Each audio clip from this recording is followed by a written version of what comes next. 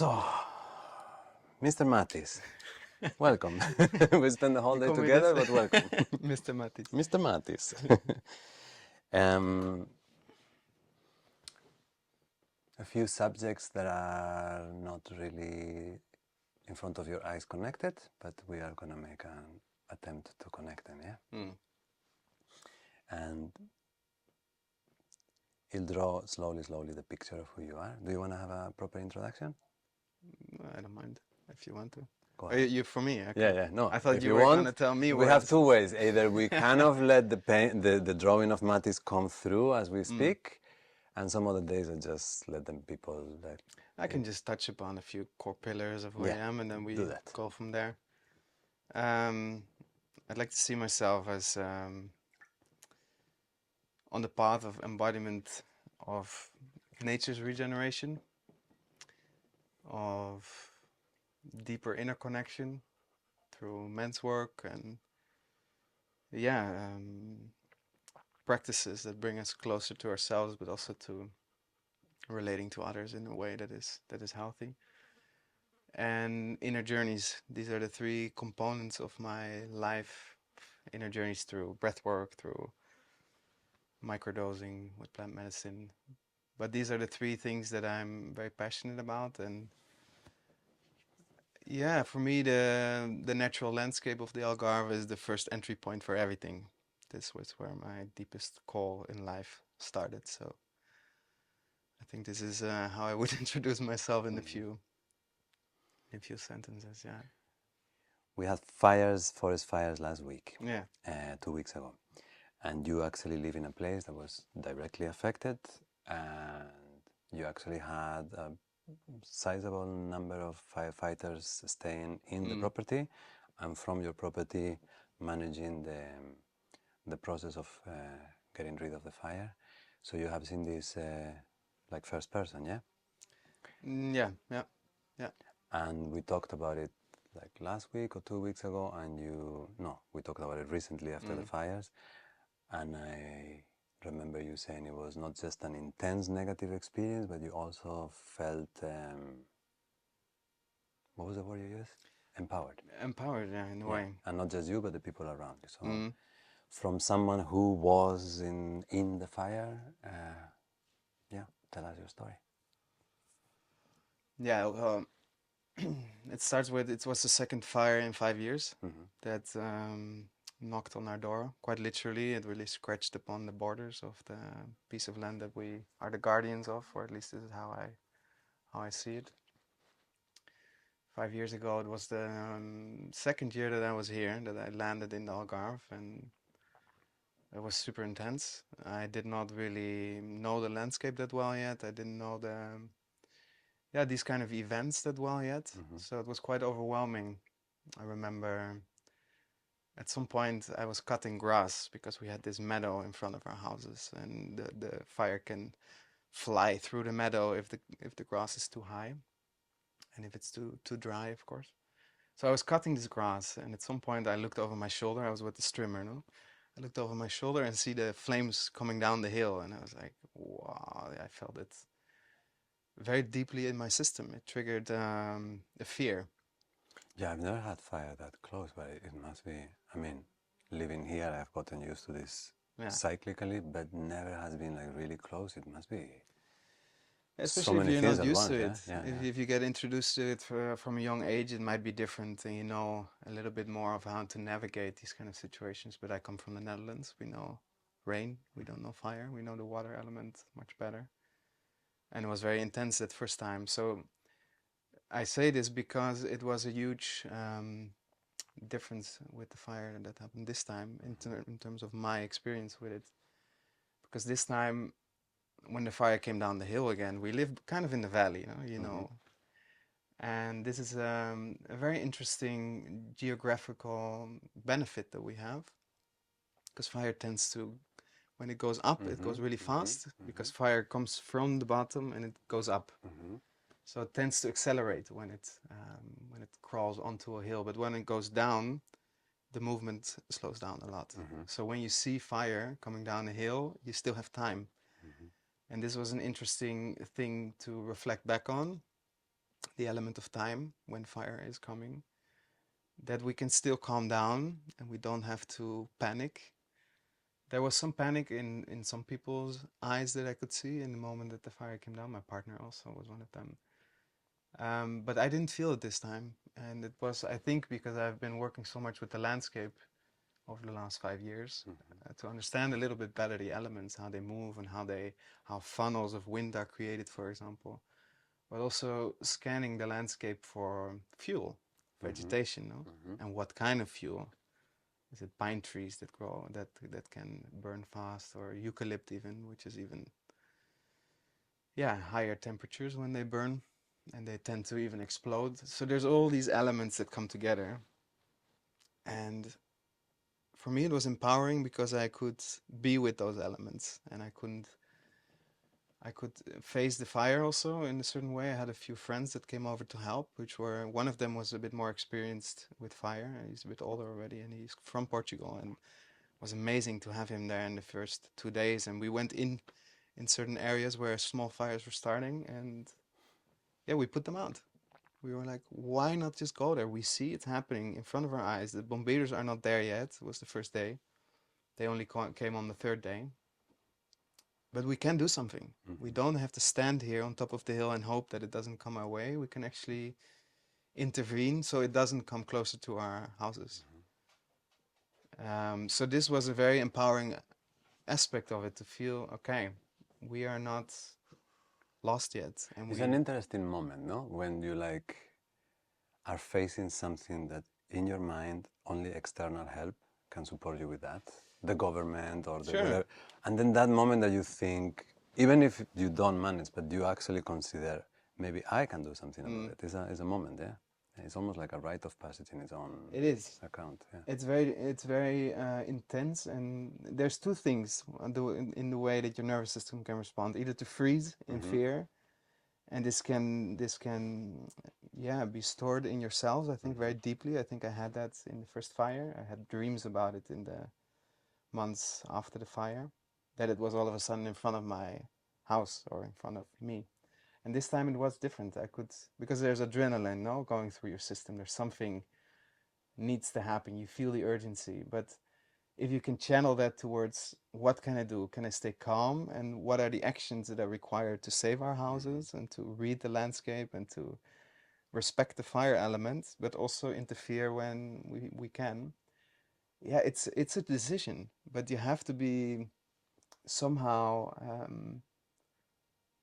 the mind, when it would just respond from a reactive pattern, it would say fear.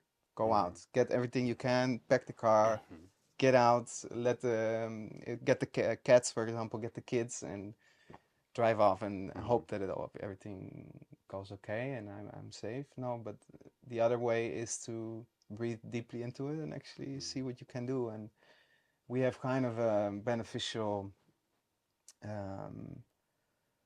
aspect around our houses, that we don't have so much vegetation. We have meadows around the houses. This is something that the designer, the founder of the place, he was very conscious of fire. He said, actually, it will never reach our houses. So Margit, who is the wife of the founder, and the founder already passed away, of Vinhaveia, she went to bed in the first night. She said, no, Hubert said it will never reach our houses, so I'm going to sleep. That's faith.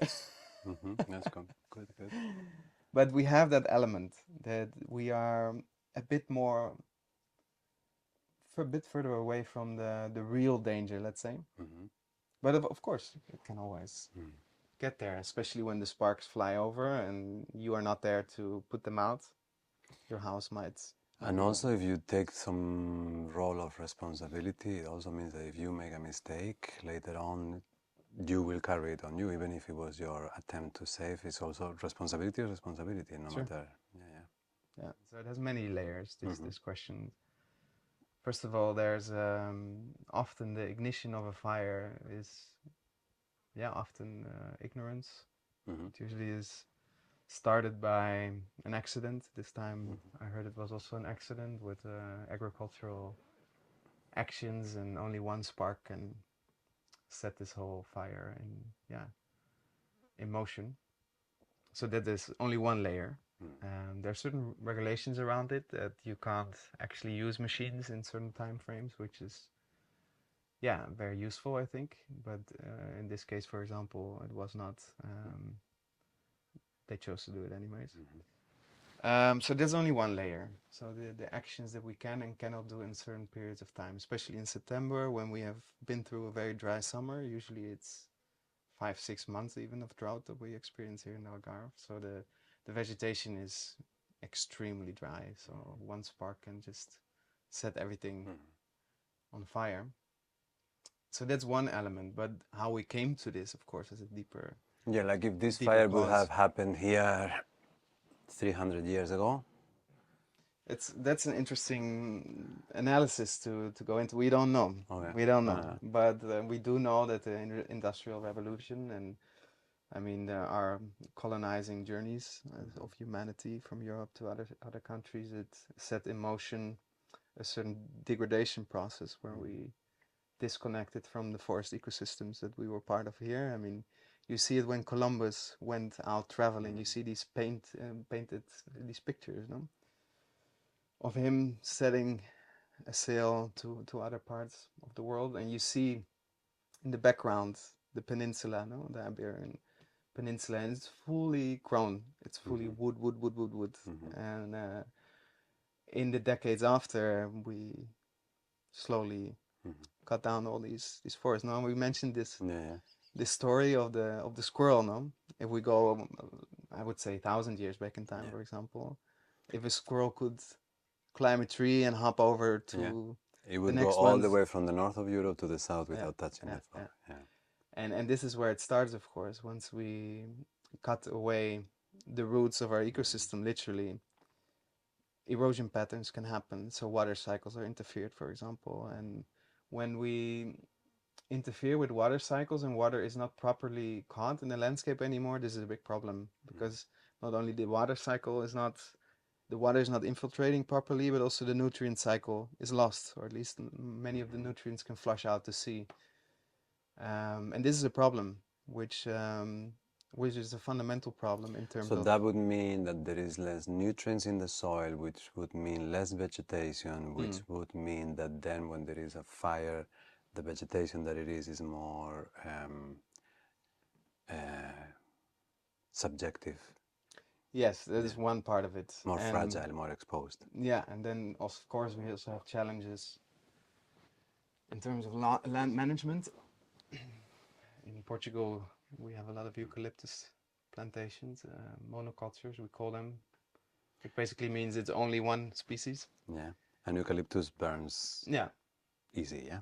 Very easy. Yeah, it explodes. It has these ethereal oils, and it can actually. We heard it a few times. Within my ignorance, every time I hear a fire, everybody says, "Oh, it's full of eucalyptus." Eucalyptus seems to be the one responsible, the one guilty one. Yeah. It's not the tree, but not the tree. Yeah, but the way we treat the tree. I mean, every tree is, of course, in their capacities. They're amazing creatures, and they are not at fault. It's rather how we treat them. And if we only plant eucalyptus plantations because we like to have paper or wood, but we completely ignore the fundamentals of the ecosystem that actually wants to be here, because this is what the bigger waves of nature are always returning. We can try to interfere with it, but they will return. But we are really trying to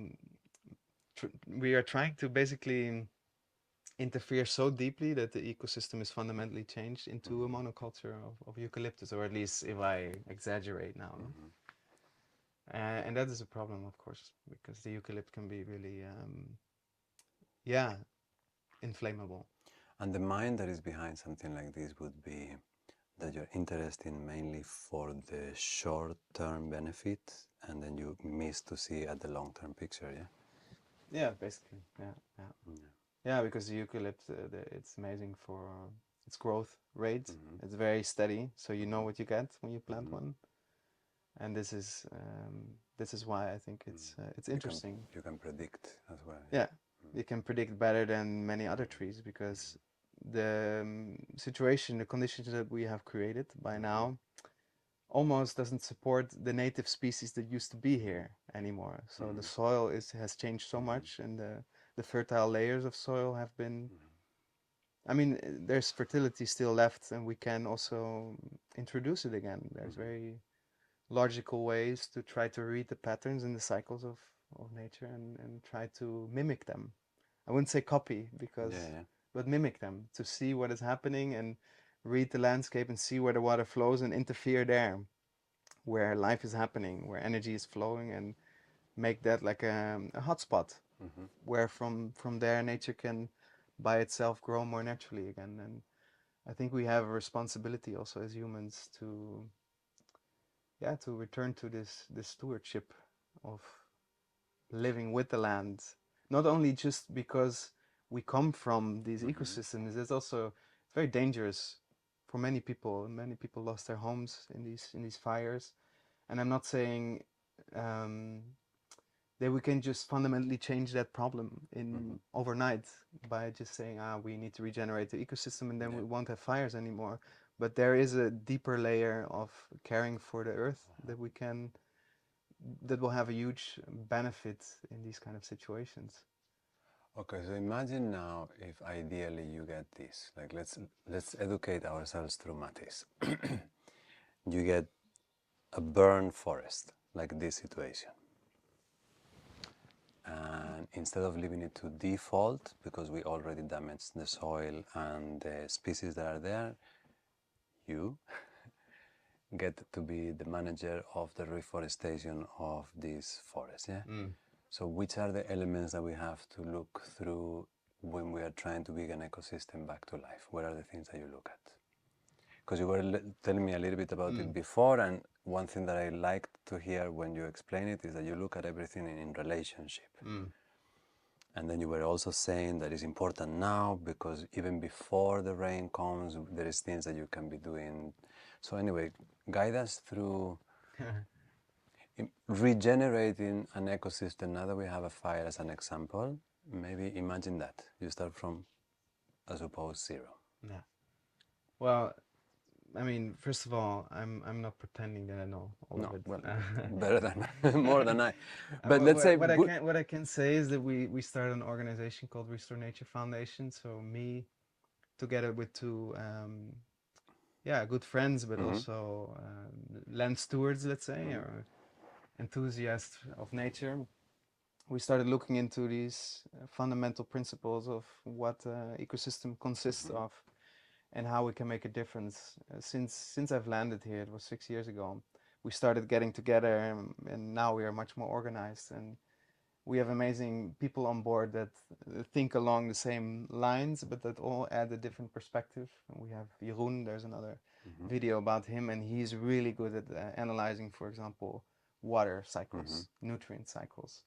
And there's Manuel, who comes from Brazil, and he has a lot of insight into agroforestry systems, for example, how to work with vegetation. But this is just the key element where we met, and now we've merged together into looking at all these different core pillars of an ecosystem and how can we interfere in a way that makes sense. And we've tried out a lot of things over the last years. And what we see where everything starts, especially here in the Algarve, is the water cycle, okay. because we always talk about there's not a lot of water, but there is water. There is water that we can capture. You know, I always felt in the Algarve, I always felt like I live here 15 years, Mm, and I always feel like that's a lie. I don't think there is no water. I think the water is very poorly managed. yeah, yeah. I mean, it doesn't rain a lot, but there is water here. Mm. Yeah. So okay. So how do you manage the water cycles? There's many ways, but where I would start, coming back to your question, like what are the first steps? Because there's Mm-hmm. momentum, no? There's a lot of people that actually want to help and they want Mm-hmm. to make a difference, and they see these landscapes being burned and all the trees that died and Mm-hmm. laying on the ground and the ashes, and they feel they want to do something about it. And there's many people that ask, okay, when is the replanting start? And we picked up on this call with our team, and we thought, okay, how can we make this an experience? How can we create something that we can show the people what is the first step of restoring the ecosystem? So it's water. The water will flush down a lot of the topsoil that is now exposed. Yeah, you were saying that that is one of the worst, Yeah, biggest damage. Yeah, like it can yeah. be, because now with the rains coming, usually the rains are not so gentle. They come in waves usually, and they can flush down a lot of the topsoil. And on the topsoil, there's a lot of the cinzas, the ashes. And the ashes can actually be the fundamental piece to rebuild the ecosystem. There's a lot of nutrients. So you wouldn't actually, you would like the ashes to stay in the Yeah, soil yeah, where they are, absolutely. okay, to not Yeah. be washed away. Hmm. Yeah, yeah. Yeah, so for example, we organize now a workshop on Thursday for the community because we felt this despair, not only in ourselves, and it's always a hard moment to feel ecosystem being damaged and 50,000 hectares or whatever it is being burned.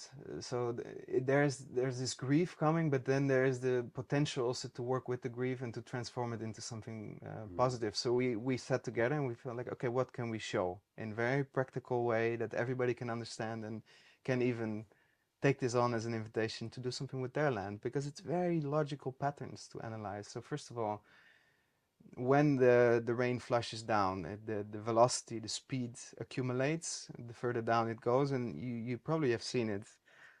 These gutters, it really digs out these trenches, no, the water. And in these trenches, not only the topsoil is lost there, and actually the roads sometimes even start to become not so accessible, but all the water flushes out, and there's no stopping that water once the velocity is so high. And where does it go? To the sea.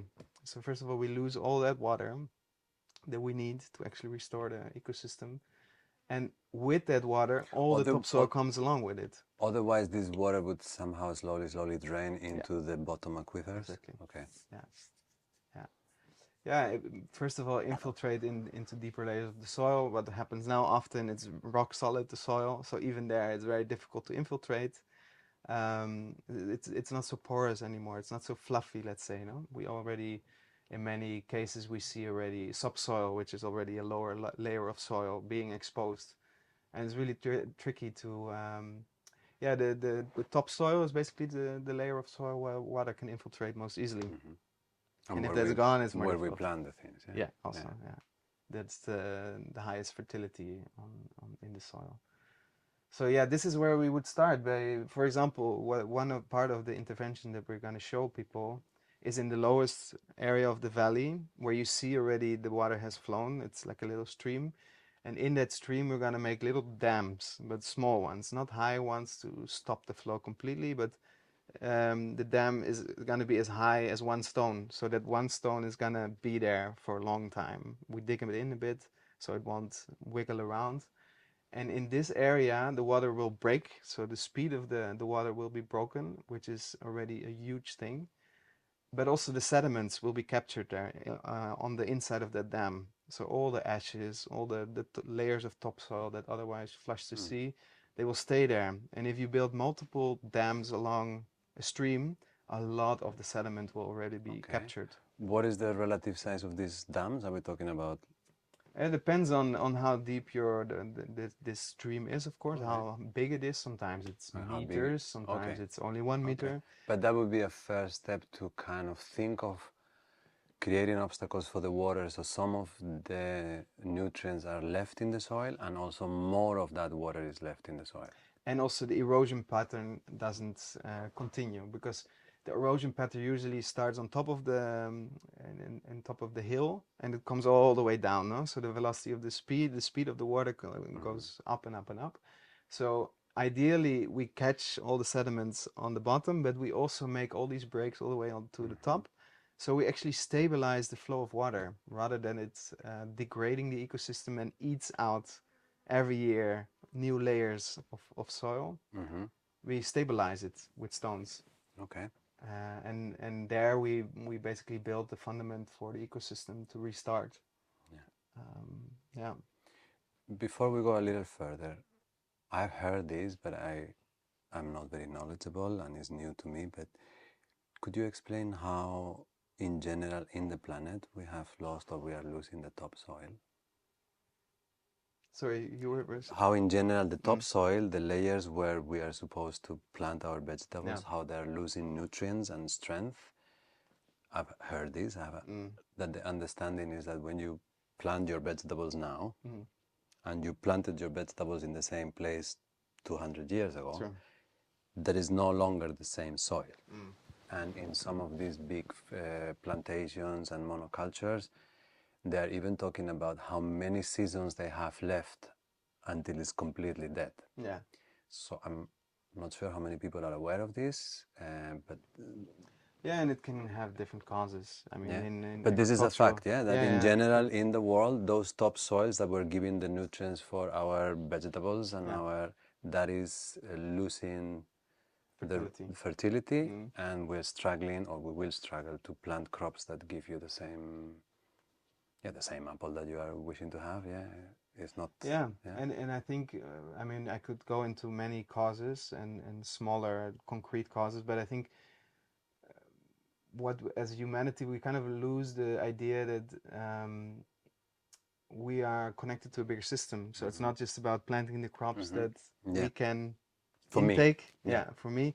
Now, how can we become a steward of a whole ecosystem again? Because there, the nutrients will cycle, and there is interaction happening. And if we plant only, I mean, one thing that we see, what we do as humans, of course, and it's for good reason. I'm not saying we shouldn't, but we clear a lot of land. Where, for example, the Iberian Peninsula used to be proper forest. We clear that forest to create an open space so more sunlight can enter, so we can cultivate our crops. But what we're doing, we're interfering with nature's cycle, because what nature is programmed to do is create forests, ecosystem. This is what it has always been and what it will always continue to try. So if we keep interfering with that, we put a lot of energy into, yeah, in a way, cutting a certain cycle of nature. So by doing so, we're also cutting a certain flow of energy, and the flow of energy is also reflected in the nutrients, in the nutrient cycle of an ecosystem. And if we then also, yeah, for example, we can use, of course, in more regular agriculture, yeah, certain chemicals or all of that can, it kind of drains the soil of Yeah. life. But we need that life. We need the life within the soil to be able to make nutrients available for the plant life.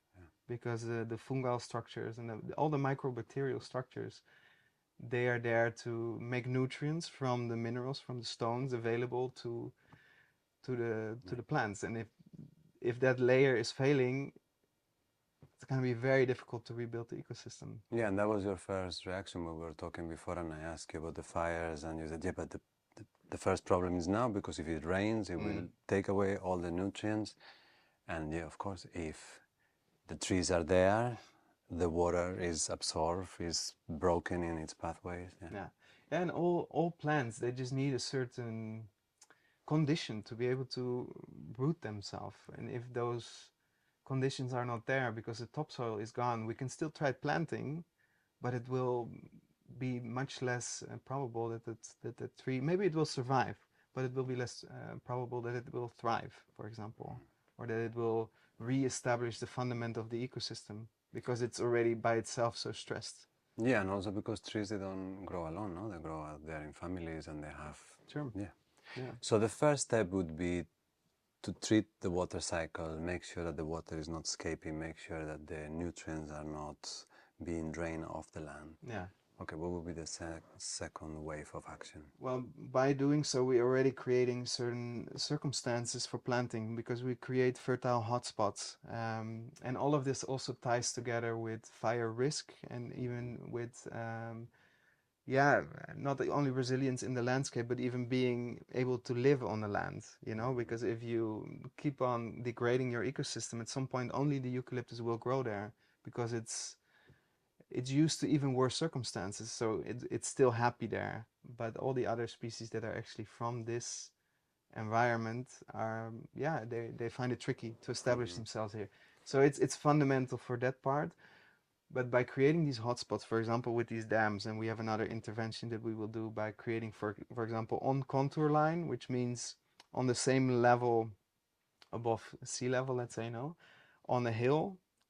So everywhere on the hill where it's the same level where the water will stay, let's say, if you block it with biomass, for example, cutting down the dead trees and putting them on that contour line, lining them up, for example, with stumps of trees so it won't be moving around a lot. Mm-hmm. There we also stop the flow of water. And when we then, for example, we will work with hay, which also has seeds in them. So there's a break of the flow of water again, and there's seeds to already reestablish some Mm-hmm. root structures in the soil to stabilize in that area. So those dams where you stop the water, you already use that Yeah, to begin to plant there. yeah. On the Okay. sides of that stream, we will already directly start Uh-huh. planting because you need roots in the soil. Otherwise, there's nothing to hold the soil. So it will. I mean, in the most extreme case, and we are not there yet, fortunately, um, you will end up with a desert ecosystem with only stones and then sand or whatever it is that still lays on top of that. But we want to, of course, have stability that soil can stay in its place, and the plants they help circulate nutrients in and build topsoil again. So they are the fundaments Mm-hmm. of a healthy ecosystem. So yeah, in these areas we directly also, I mean, these interventions by itself are the preparation for planting in a way, Mm-hmm. because there you will create pockets of fertility. So there's a higher probability that the trees and the plants will survive there. In a forest fire like the one we have seen, typically all the trees are dead, or that's like you have like nucleus of trees that are completely dead, but I have also seen trees that are like burned, but will they have a second life, some of them? Depends on the tree. I mean, the pine trees are usually very sensitive. If they Okay. burn, I mean, you always see trees that will make their return. The cork oaks are very strong usually. They resprout. I mean, not all of them. Sometimes Mm-hmm. it depends on the temperature of the burn. But the eucalypt, they will come back. The seeds are actually activated, So the one tree that is and the acacia as well. the one that burns the most is the one that for sure will come It's back. mostly the acacia. They get like, okay, now we can. So the fires, they even have a tendency to reinforce even more the tree that burns most. Yeah, either land degradation where the seeds might not be able to Yeah. sprout, or yeah, some of those the eucalyptus and the acacia normally in what I've experienced they will come back. Okay. You see them quite quickly also return. You see already green, you're like, oh wow, nature is already Yeah. re-establishing itself, which it is. It's an amazing plant. It shows how resilient it Mm-hmm. is. Yeah. I mean, Yeah. I'm always amazed by these Yeah. trees. It's but at the same time, it's also part of a bigger tendency of only these trees will then dominate the landscape because the others won't have space to establish We could themselves have anymore. like single amazing gigantic eucalyptus. Yeah. Go there and pilgrimage and Yeah. pray to the single eucalyptus and leave his Yeah. brothers in Australia. Yeah, yeah, exactly. And then all native species around Yeah. them. Yeah. So once, okay, let's say I'm trying to make categories. Don't let the water wash all the nutrients out. Begin to create little pockets for the water to stay and maintain the nutrients. And there, from there on, you need to go to a certain one stage would be planting or Mm. replanting. Yeah. Yeah. Um, as much as possible with local species, I Yeah. suppose. Yeah. Absolutely.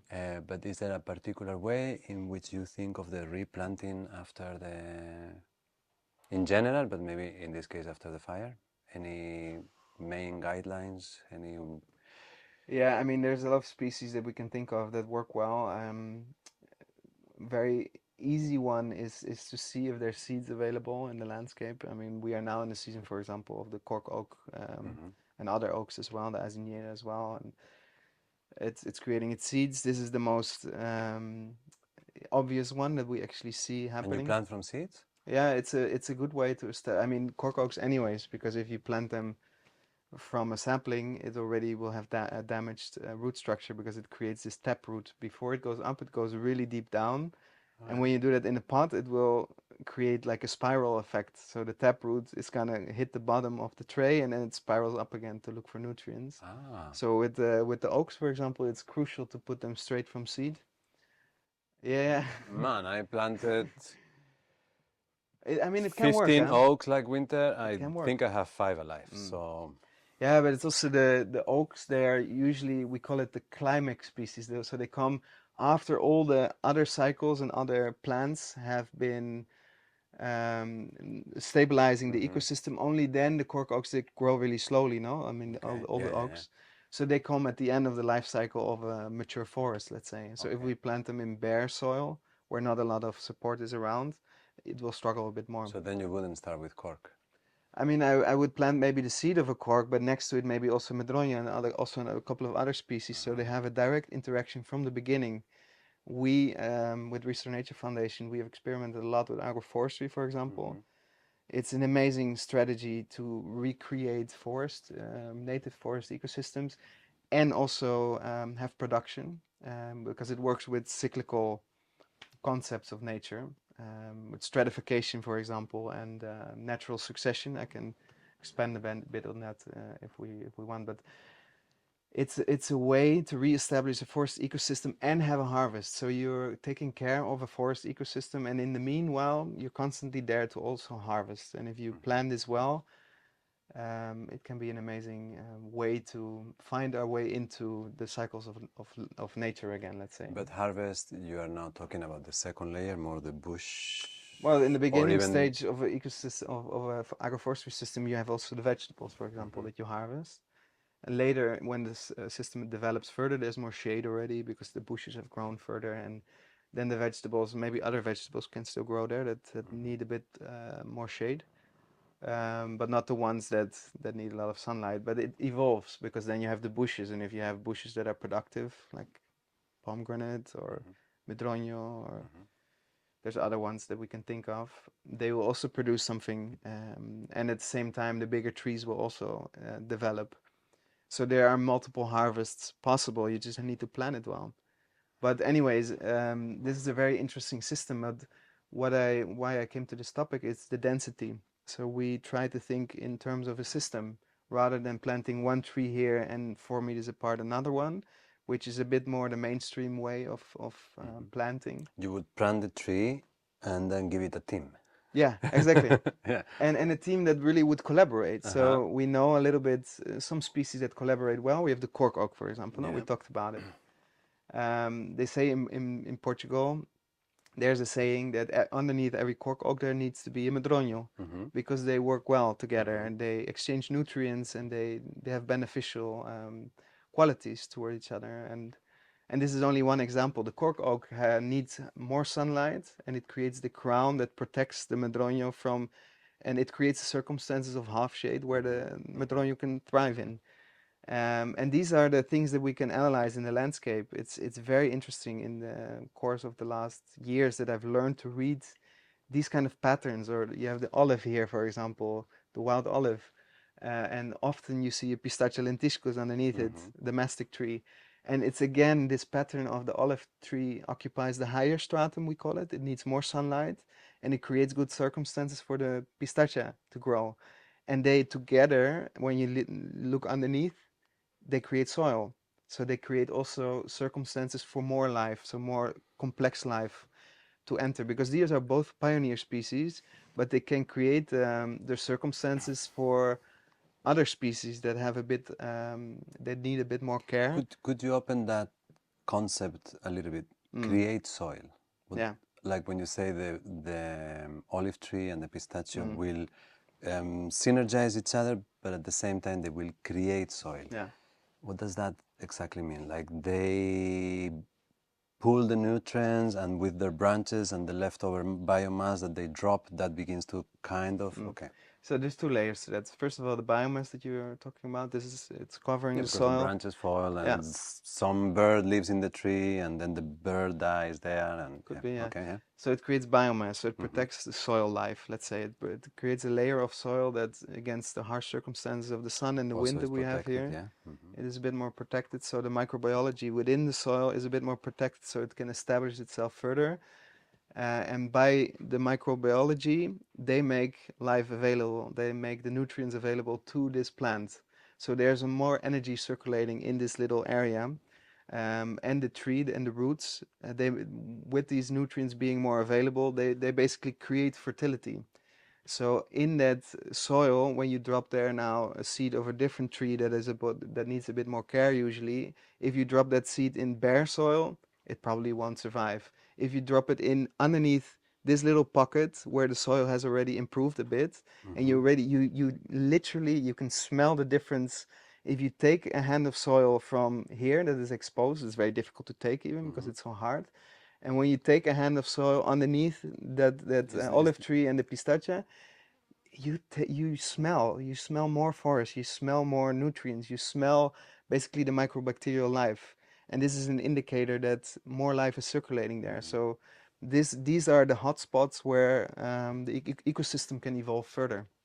okay. And these are just the pioneer species, the ones that know even in the worst soils to establish So themselves. which are like good pioneer species? Yeah, for example, the wild olive The wild olive. with the pistacia, the Yes. Pistacia lentiscus.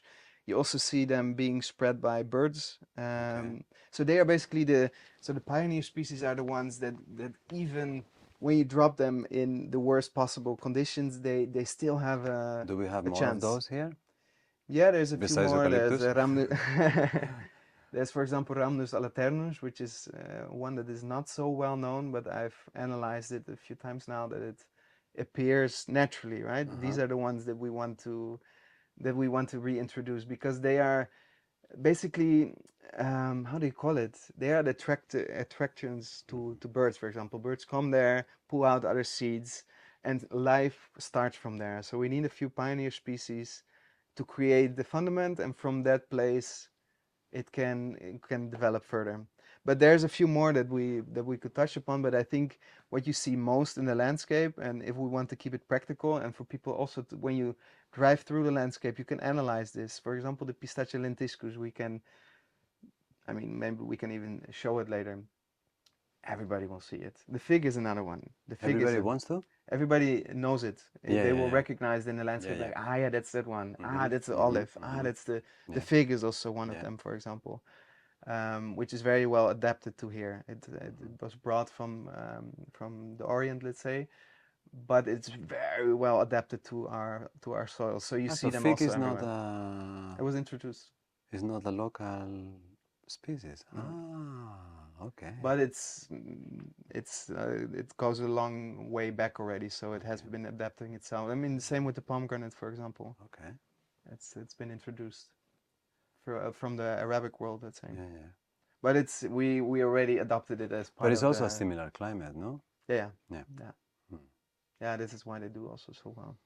Okay. But they are also fundamental. They are very resilient. So this is why you see them in the landscape. But the ones that the birds spread, this is what our indicators should be. Like, what are the birds spreading? Because they know they are they are ultimately part of the establishment of an ecosystem. Yeah, They are and the bees as well in a different absolutely. way. But it's nice because then, like this, you are thinking, okay, what do I want? But at the same time, you are thinking how the different species help each other. Yeah. And also, what I see with you, you are having a mental picture, not just of now, but you have, and not just of the end result, but you have intermediate mental pictures. Mm. In a bit, this would be taller than this would give Yeah. shade to that, then this would give nutrients to that, and then you kind of work a family system through Yeah. your regeneration Yeah. process, right? Yeah, yeah. Absolutely. Yeah. Yeah. Mm-hmm. That's it. That's where we can learn a lot from nature, also as humans, in terms of social organization. We need people around us. We need support, and nature works similarly. We talked about it in the beginning. This concept of competition that we always seem to introduce also to the natural world. I haven't seen it so much. I have seen rather the collaboration.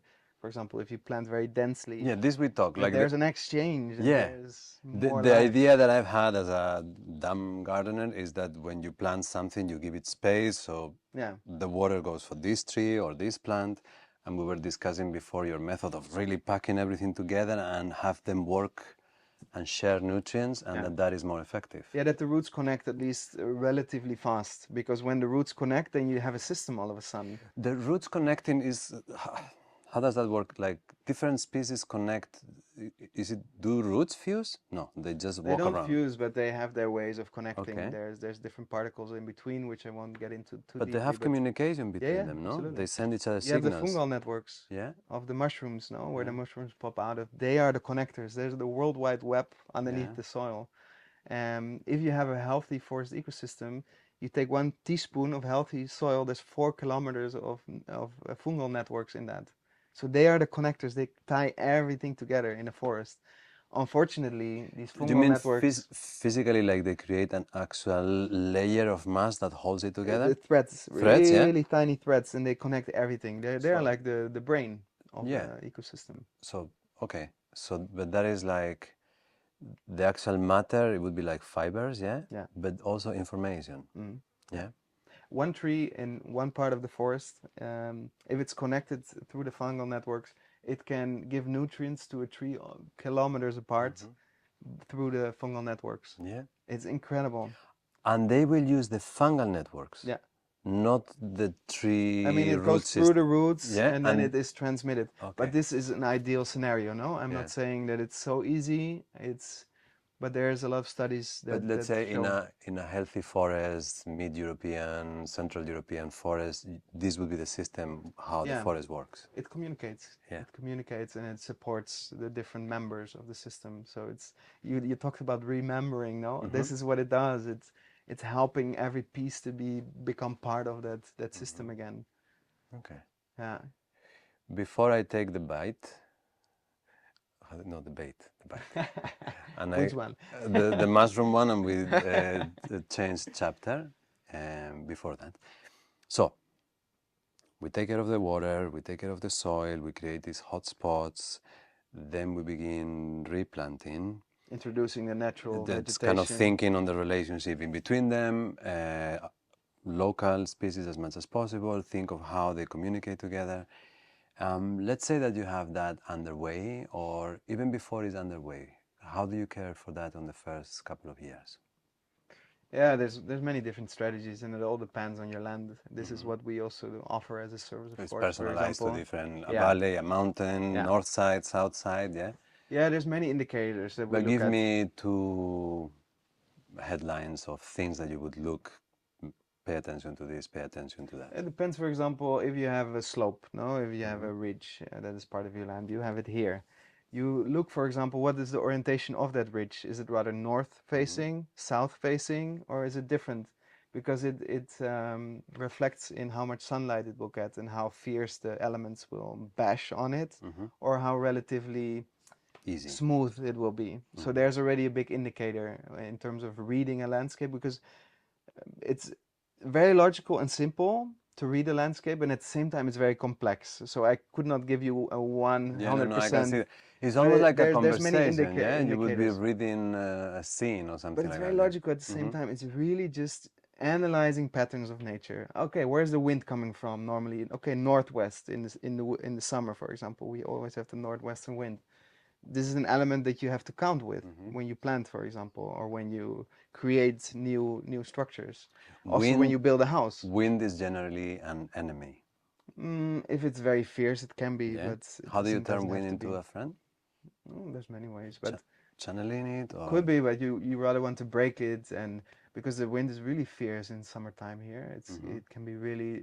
It is one of the And factors it's constant, yeah? of Mm. drought Mm. because it's only the sun. It's not the problem. The sun is very fierce as well in summer, but combine that with wind and all your water that you will give to your plants in the middle of the day, it will evaporate and it will create very rock solid soil. So there's these two elements that can be very fierce in summertime. So you already have to think along the lines of how can I create a windbreak if I want to create more a system, for example, or a garden that needs a bit more care, that doesn't like those circumstances of the wind and the intense sun. So you already can think in terms of what can I create in terms of plantation to create some shade and some windbreak. We've done it in Viña for example. I designed a system together with some others, where there's a funnel of wind coming into one of the main productive areas of Viña the main gardens, because there's a valley and the northwestern wind pours into that, but it creates this funnel, so it even Mm-hmm. intensifies the wind. And then it reflects on the plants because the plants are, first of all, exposed to a lot of sunlight because it's a big surface, but then the wind also pours in. Mm-hmm. So we created 3 lines. I designed a few, lines based on the agroforestry principles, very dense, and multiple strata. So it's not just tall trees, but also bushes in between. So the wind really doesn't enter, but it rather breaks and it gets pushed upwards. So you create a bit less friction there for other plants. Mm-hmm. So these are ways, and it's just one practical example of course, this, but we have to connect to the elements in a very deep way to be able to, yeah, to show what makes sense. What makes sense. You know what image is coming to my mind now when you're talking about this? Like an orchestra director. Yeah, yeah, That it you is. go like, Yeah, now I want the balloons, and now you lift up, yeah, and now yeah, the a little yeah, bit in a like way. that, yeah. Yeah. But it feels also a bit intimidating. Like I hear you, so help me with this. I hear you, and it feels, fuck, I need years and years of studying this. Yeah, no, No, okay, no, so no. We need mostly. I mean, I thought this as well when I started here. I thought, oh man, this is such a tough yeah, like it sounds like ecosystem, and so complex, so many layers. yeah, and then I started with the agroforestry, and I thought, wow, this is super complex. But when it actually started to land in me, when I was starting to make practical experiences, because you will see something happening, it activates something within you, and you build on that knowledge. It's Mhm. not necessarily only the theoretical knowledge. You just have to start, and it can be the simplest thing by planting two, three things. Oh,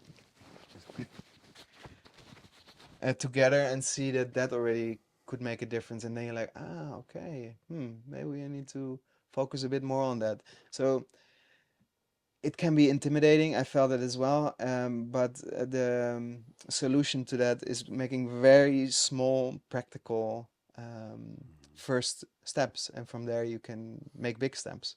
Um, do animals fit in all this? Yeah.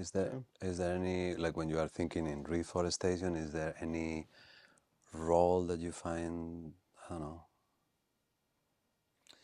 It can be, if you manage them properly. It's a bit complex. We in Viñavea have sheep and we have chickens, for example, Uh-huh. that rotate throughout different Yeah. patches of the landscape, Ah, so they you have don't these houses overgraze. on wheels, Yeah, yeah? yeah, yeah, Yeah, yeah. yeah. They have amazing hotels, Okay. and they drive around the country. And then you You fence you them in. you bring the hotel to a different Yeah, place, you fence them, they do their poo there, yeah, they give nutrients to the yeah. soil, and then you move them to a different place. Yeah, so they don't overgraze, because if you overgrazing basically is the concept of, for example, with sheep. No, this is a better example, but with chickens it can be similar process. Sheep tend to eat everything, at some point when the first layer of nutrients is grazed out of the system, and there's no other nutrients left. They continue to graze on certain plants, but they rather damage than regenerate them, because there's a way when they stay in certain patches for only, let's say, 2 3 days. I'm not quite sure exactly what the time frame is, that it makes them really regenerate the landscape. But then they bite off the tip, which is basically the most nutrient rich Hmm. um, part of the plant. And then a few days later, when they have grazed that whole patch and taken out some of the nutrients, it can regenerate easily. Hmm. Which is when you keep them there for a longer period of time, they continue to basically degrade the landscape further, because life cannot easily establish itself then anymore. So it's important to rotate the animals throughout the land, to not only pre prevent them from overgrazing, but also that nutrients are actually staying in that land. Yeah. Time and hours spent, yeah. But and then I suppose I've never done this, but having someone like you come to your land and explain you and go through the different, because you have to read on the place, yeah. Your Mm. team has to come here, and you have several principles, but then each land with their topology and their Yeah. topography, then it's like, okay, so for this land, depending what the objective of the Mm. landowner as well, Yeah. yeah. Mm. Yeah, and then we have, I mean, we can make a drone image, for example, so you really see the 3D image of your land, all the different heights, for example. Mm-hmm. And with that 3D image, you can even project the rainfall on your land. So you see it flow in the 3D image. Mm-hmm. So then you can see, okay, where does it actually make sense if you want to create a dam? Where does it make sense? Where's the water catchment? Where you really make a difference? And there's many other indicators that you can see, yeah, just by having this topography, but also the field visit, yeah, to have a better understanding. And what, for example, always is our intention. It's not to create a situation of dependency that we always need to be there. No, it's rather how can we empower a landowner to analyze their land themselves, and to make these indicators part of their own everyday practice, or at least yearly practice. And then you are available later on to, let's say, continue to give support Mm. to that. Yeah. Yeah, absolutely. I mean, in the end, it's about how can these people feel empowered to be part of their land, let's say, and to And also be because stewards. both like sometimes people who have lived in a long time in a place and they have their own ways, not always are the best ways. Yeah? Sometimes I don't know about these kinds of things, but even if you think education, someone might have been teaching for a whole life and still have patterns that are not the most useful ones. Mm. But besides that, I think many people are now maybe moving back to nature, but they don't have a nature background. Mm. They grew up in the city or the urban environments. Yeah. And then we might have very good intentions, but you still need to learn, yeah? Yeah, and ultimately for us, we, for example, we don't see ourselves as not even teachers. I mean, not at all gurus of Mm-hmm. like, hey, you would have to listen to us. No, it's rather how can we activate something in people that they remember that, ah, yeah, we're part of the landscape. Ah, yeah, this land is, I have to be part of the elements because the elements are, I mean, ultimately we are part of the elements. We are the elements ourselves, but is to really find a way of what works for me as a landowner. How can, what do I pick up on? It's not, ah, these are all the practices and you have to do all of them. It's rather, what does it awaken in you? And how can you feel inspired rather than, oh, you have to do this, this, and this, and this. You know, it's a feeling of finding an entry point towards remembering what it's like to be part of a landscape. This is a bit what I feel is our deeper intention for, because we need to take care of the land. The land will degrade further. Fires will happen again. We can be very naive in thinking, ah, yeah, it was once in 5 years, and okay, maybe it was a stupidity of humanity. Yeah, okay, but it's going to continue. These fires happen. Everywhere. Yeah, Every and also in summer, Portugal, also in the everywhere. north of Portugal, Portugal. Spain. So we need to Yeah. become more resilient. It's not even just, ah, it's nice to have a healthy land. No, it goes much further than that. We need to be more resilient if we want to live Yeah. here in this part of the world, because it's, But even you can insert the conversation in a bigger conversation. Your care for the topsoil and managing the hydraulic resources, mm, even though it's in relationship to fires, it can be applied or shared by someone who lives in desertic areas. Or so, yeah, so it's yeah, it's we're probably very late. mhm, We are surely very late. But I asked you before if you think we are on time, and you were very positive. Yes, yes, mm, absolutely. yeah. So I love that positivism. Yeah. Um, it's also, I mean, I've been very negative Mm-hmm. in a certain period of my life where I really thought, okay, we're doomed and the world is fucked. We are out of control. The tipping point has reached already. We have been, yeah, going too far. But actually, I feel there's a lot of hope. There is. We are part of. I always see it as a wave, Mm-hmm. no, and I feel we are kind of part of the wave that goes down now, that is Mm-hmm. breaking. But we need people that are somehow trying to live with the land to be able to create that upwards wave again, Mm-hmm. because it's never, the destruction is never the end. It's not like, ah, now we are done. No, it's how can we align with that wave to push it up again, to get the Because momentum again yeah, going, because it is it's crying for momentum. We need to do something now, yeah. because a lot of people that live here, me at least, let's take with my example. I've seen it now happen twice in 6 years that I've been living here.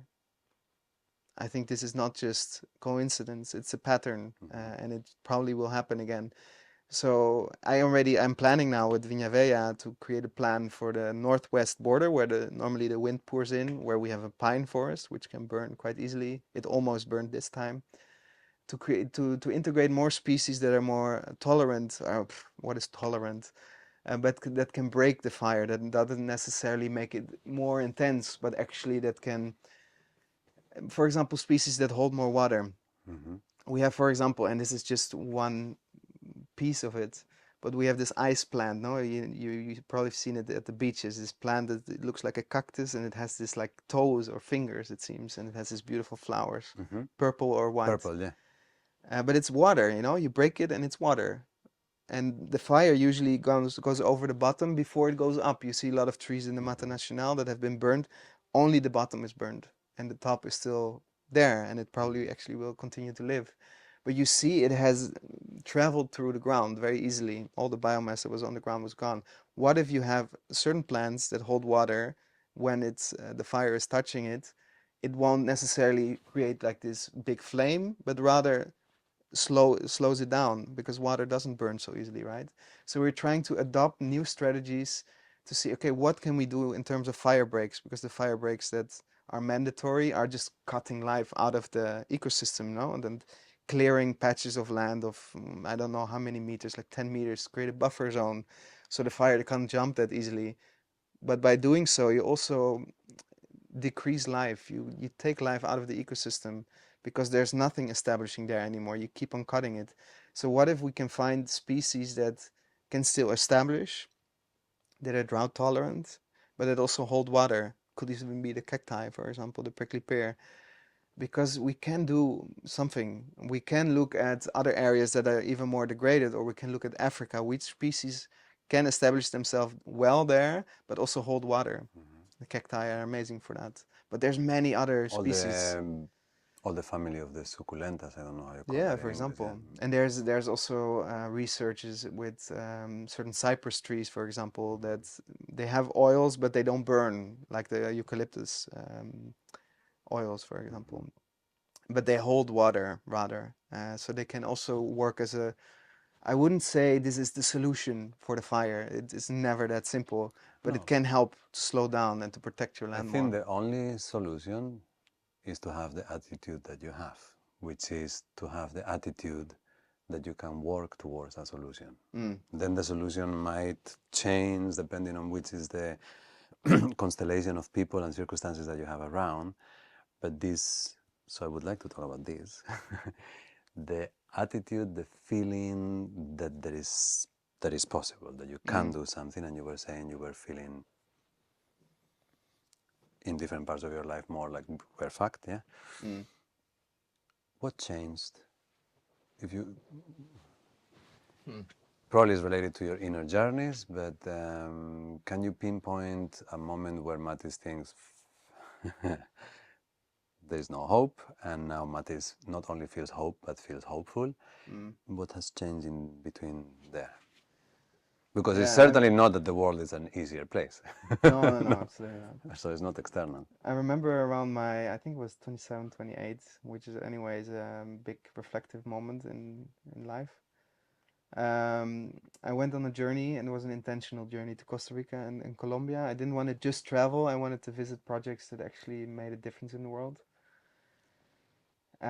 Anyways, my background, my parents have been biodynamic farmers, so I grew up on a biodynamic farm, which is already a huge entry point Good education, into yeah. yeah, looking into cycles of life, Mm-hmm. no? And I wasn't so in tune with that as a kid. I mean, but the door was open, and my Mm-hmm. parents were working with that, so I have a huge privilege in terms of there was an opening already into looking how cycles of life are unfolding.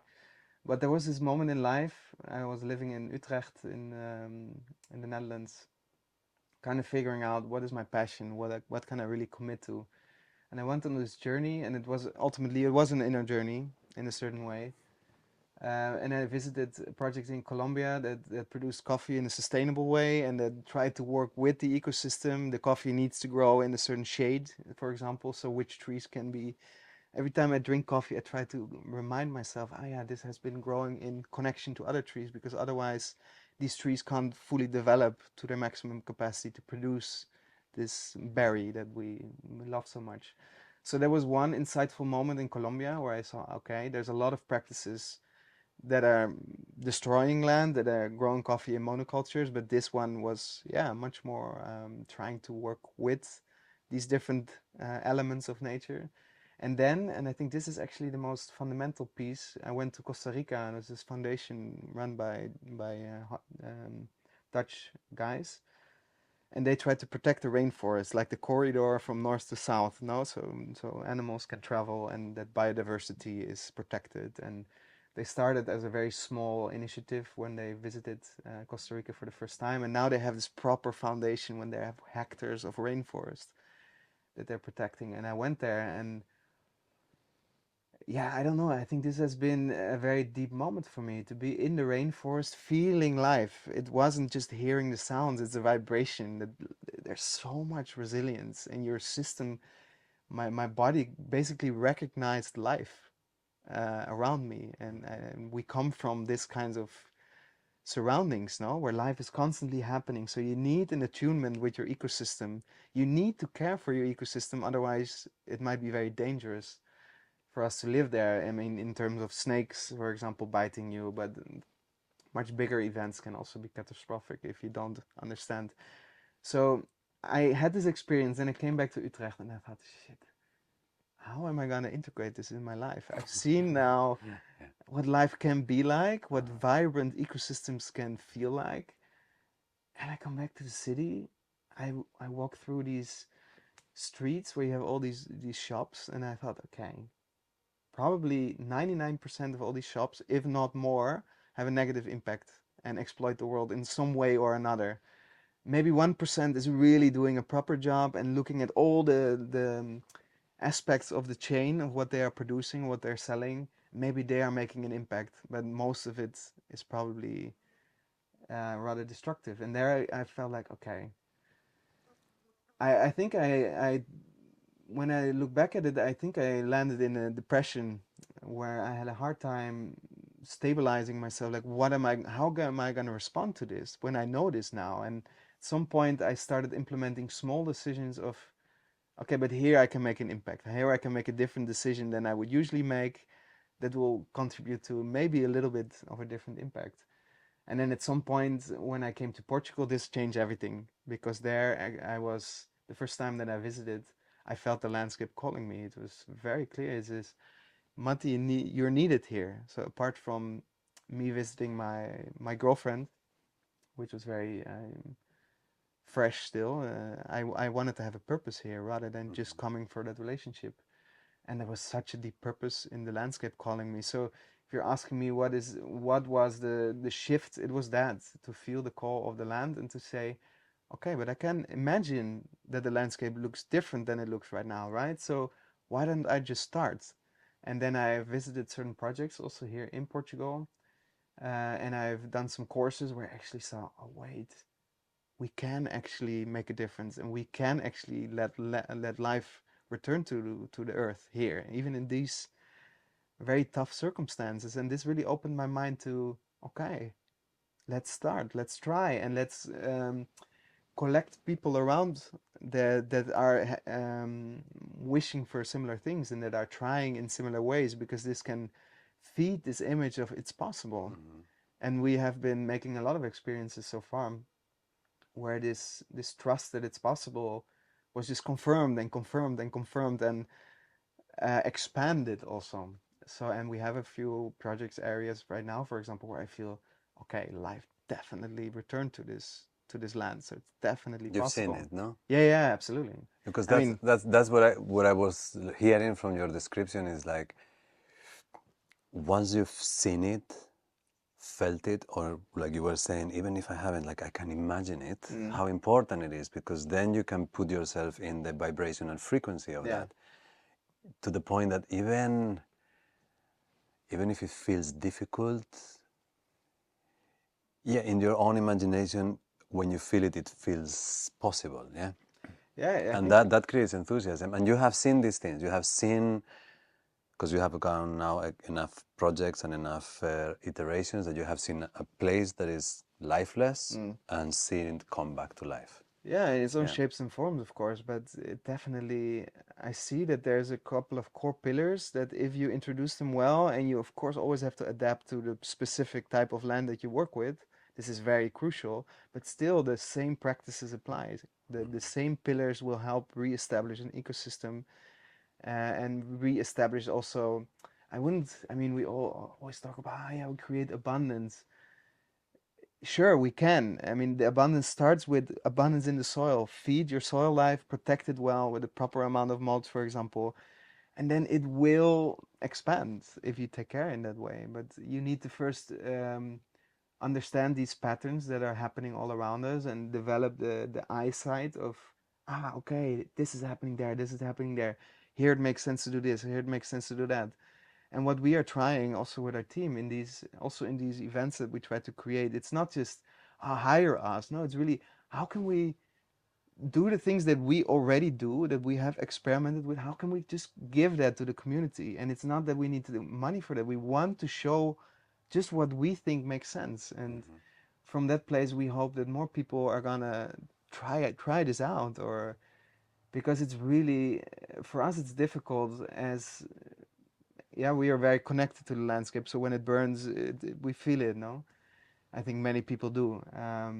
But we cannot make the difference with the three of us. We cannot reshape all these landscapes. It's requiring a network, and again, there we come back to the network of the ecosystem. It requires a network of people that are all stewards of the land that together create this connection of how a whole ecosystem can actually stabilize itself and come to a condition of thriving again rather than surviving, which we see often here in the Algarve. So I love to see you with so much energy and life and I passion. mean, when It's you ask me beautiful. questions around this, I can't stop. You know, Yeah, no, you need it's to. contagious. I love it. Yeah, yeah, yeah. Beautiful. And this And is with the team as well. When we sit together, yeah, it's just and that possibilities. networking, that routing system that you were describing before, this under the soil. What did I hear the other day? I think I heard the sequoias, the big tall trees. Mm. Apparently, they don't have deep roots. They have very shallow roots. Okay. But the way they stay together is because they create a Mm. network and they Yeah. stabilize each other. Yeah. So maybe that's a good metaphor for us, because sometimes many of us, not everybody, yeah, but many of us come here as foreigners and immigrants, and we arrive to a new place, and we might not have very deep roots, Mm. but we might have the support of the community Mm. in the network system. Okay, fascinating. We could talk much longer. So, little pause here just to say, if you need support, I will put the description, Mattie's information. And now we move into a different subject. Let's go about this connectivity and um, yeah, maybe it's not a different subject, but looking at the natural world, you have found one ingredient within it, which is the mushroom and the connectivity that it creates. And it gives you the food to establish your inner journeys, or at least some of them. Mm. Do you want to give a little dedication, Yeah, a absolutely. I little mean, time to? it's a nice bridge also because Mm-hmm. the fungal networks are like we said, it's the web that connects everything in the forest ecosystem, and they pop out and show themselves to us by the mushrooms, no, in And certain these fungal periods. networks, just to make clear, is not just the psychedelic No, mushrooms. no, It's it's just every all the yeah, mushroom. yeah, Yeah, and there's many of the them. mushroom is a kingdom, Yeah, yeah, it's because a it's not whole. animal and it's not plants. Yeah, Mm. it's like a separate thing. Okay, so it's. Yeah, in certain ways it's difficult to categorize it, but Mm-hmm. yeah, it's a key piece in ecosystem restoration. And what fascinates me, and it will never stop fascinating me, I think, is that um, as it is the key element to regeneration, so even the most degraded pieces of land can be regenerated, especially when fungal networks are activated and protected, and they help restore the ecosystem. The same these mushrooms can do to the brain, especially the psychoactive ones, the psilocybin, which is a whole category. There's many different species of it. Um, but I work with them in subtle ways, in microdosing ways. And what it does, I mean, our brain is basically also a connective network, no? It has different parts, different Mm-hmm. elements. In our modern day society, they're not always active anymore. Certain parts are dormant because we just don't need them anymore in the lifestyle that we have developed. But what this little tiny mushroom can do, even in very small quantities, it opens up the structures of our brain again. So usually what happens in human brain development in the first 25 years of our life, our brain is establishing itself, it's making different connections based on experiences that we And make. once these connections are set, it's It's more like difficult, it's set. yeah. Yes, like Yeah, and roots. if Yeah. there's a crisis situation evoked, then we are rather choosing reactive patterns that are already there. So it's the connections that are already So present in the almost we are brain. not choosing. Almost. Yeah. Exactly, Hmm. exactly. And what these psilocybin mushrooms can do, I mean, sure, bigger journeys can be very interesting as well to get really to the core of certain processes because it's introspection, and it can be in the most raw sense where you Bigger really journeys, we're talking about high doses high of doses psilocybin where in you a very are, protective space, in a yes. very Hmm. yeah, that everything is really that you feel safe and that you feel like okay, let's have a look what shows up. But really, the integration is everything, and the smaller quantities of the small openings, which opens up the brain again to wire differently. So if a connection is made like this and it's very firm, it will never it will be very difficult to enter a different connection. But when the structure of the brain is constantly opening up just a little bit, then we are slowly rewiring our brain, which is a much more solid process than when we have this peak experience and then like, wow, all these insights. But how are you integrating it in everyday life? Well, the smaller doses help with just remembering the brain that there are different ways. They are basically helping us to slow down, take a step back, and see, can I react to this in a different way than just my reactive pattern from the past, let's say, or the programming that I've learned. Often it's tied with trauma, traumatic experience that we have experienced when we were kid or some at some point in our life. And here it's basically there is a potential for transformation of those patterns, literally the patterns of our brain. So it's very interesting because a lot of people see it on a spiritual level, deepening certain levels or layers of themselves. But also on a scientific level, it's proven that, yeah, the neuroplasticity is activated, which basically means different parts of our brain system are connecting again, which have maybe not even been connecting for a long time, or even new neural pathways are forming. So it's very interesting in the way that we can rewire our brain, and if we work with intention, so it's never about, I'm just going to take a little microdose and it will change my life. No, it's how do you dedicate time to a practice to actually tune in with your process that you're going through, invite certain qualities in, and then take the microdose, because the microdose opens up these layers. First of all, with the cacao, it opens up the heart space. You're mixing the Yeah, psilocybin with cacao, yeah? yeah, yeah. I try to find only the highest ingredients that I can find around, and it opens already the heart space, and then it slowly opens the door to the brain. So it opens then afterwards through the psilocybin in a very gentle way, in a way that you can still do everything. You can still drive a car, you can still work, you can. So it's very small quantities that it's not about having a trip. No, it's really about very gentle opening in the mind. But what I like about your approach, we discussed this before, that is not like you do the microdosing as if you take a supplement and you just go to work and you Mm. don't think about it. In your case, or the way you are guiding this is, even though it's microdosing and still you can function in life, Mm. you will guide the little opening that that creates for your brain towards a practice, at Yeah, least to begin with. So there is a funneling of whichever is the benefit that we get from this through practice. yeah, And that amplifies yeah. rather than just doing something that I'm not going to feel it, I just let it work on my brain. You make a point, it's very subtle and you might not feel it, but let's, anyways, channel it through practice. Yeah? Yeah. And the other thing with the higher doses that you were mentioning before is the importance of integration. Mm. And yet, traditional cultures, when they did any sort of shamanic journey with any medicine or without medicine, Yeah. there was a whole tribe together, they had the shaman together, they probably was in a few days that they would take apart from work or from whatever they were doing, Mm. and there would be enough time and distance from the next thing to integrate. Mm. And even if you think of the hippie kids that would go and get naked in the mountains and do LSD, they were hippie kids naked in the mountains. They would not have to go to the office on Monday morning, yeah? Yeah. But this is important because now we're having this situation that you have a life-altering trip, an incredible psychedelic experience, and then people are going to the office 10 hours after. Mm, And that can be problematic, right? absolutely. So you mentioned the importance of integration Yeah. in bigger journeys, yeah? How does that play? Would Yeah. it be the day after? Would it be a guidance through a couple of weeks after? Or how, in which way do you do it? It can be, I mean, I always try to tune into the processes of every individual is different and every Is process this, is different. do you do individual journeys or group Mm. journeys or both?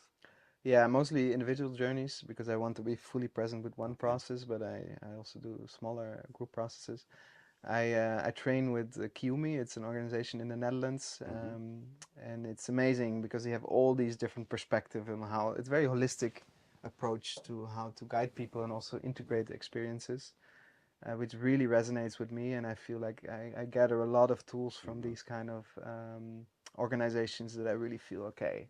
There's a lot of holding that can be done through all these Mm-hmm. practices and tools. So I always find it very important, first of all, that there's a preparation day. When I do, for example, a deeper ceremony, I usually say it's 3 days.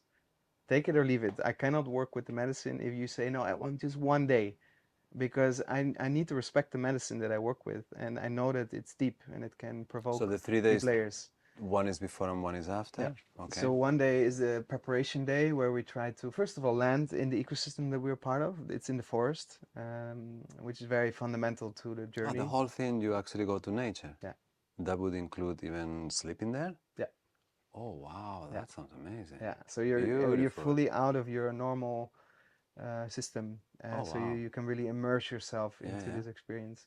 So the first, and it's also the coastline is close, so you can really work with the elements, but also just with your processes. So I can get to know the deeper layers of what might come up in the journey. You never know. You can work Mm-hmm. with a lot of intention, and this is also very important in the work that I do before starting a ceremony. It's the intentionality of it, like what are the topics that you would like to work on. And this is not to say that these topics will actually show up, but it needs to be introduced in a certain way, so you go not just let's see what happens, because then it's just a trip, you know. That's for me the separation between drugs and plant medicine is the intentionality of using it. And if you prepare yourself very well, so you really know, okay, I'm open, I don't have expectations, but I'm open for whatever comes, and I'm ready also to show to see deeper layers, even if that is really tough or really dark, because there's a potential to look at the darkness and then transform it within that journey. But it, like I said, it's all, it needs to be integrated in a bigger whole. It needs to be, or it, in my experience, it helps a lot to be in the nature immersed. And yeah, so the And preparation is fundamental. The ceremony day is fundamental, where you go into the forest and with clear intention, yeah. yeah. And then the integration day is also really important. Usually I bring other tools in as well, like breath work, and there's many ways in which we can integrate an experience into the body.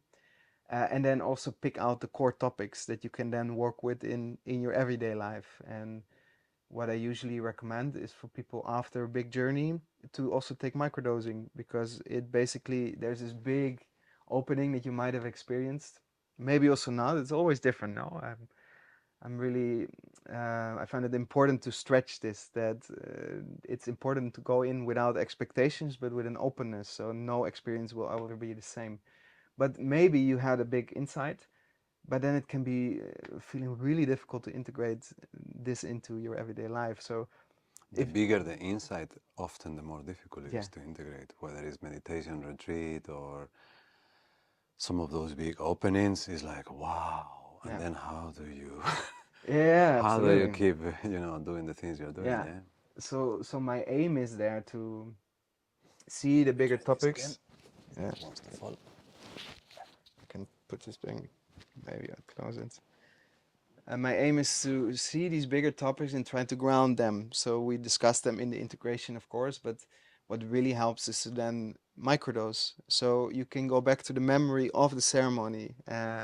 for example, I can give the music that was played in the ceremony, and you play it in the morning of your day before you start, before life starts. You take a little chocolate once in a certain rhythm. You don't do it every day because the psilocybin is incredible in the way that it doesn't make us dependent, or because it just stops working if you take it too often, which is, I find it fascinating.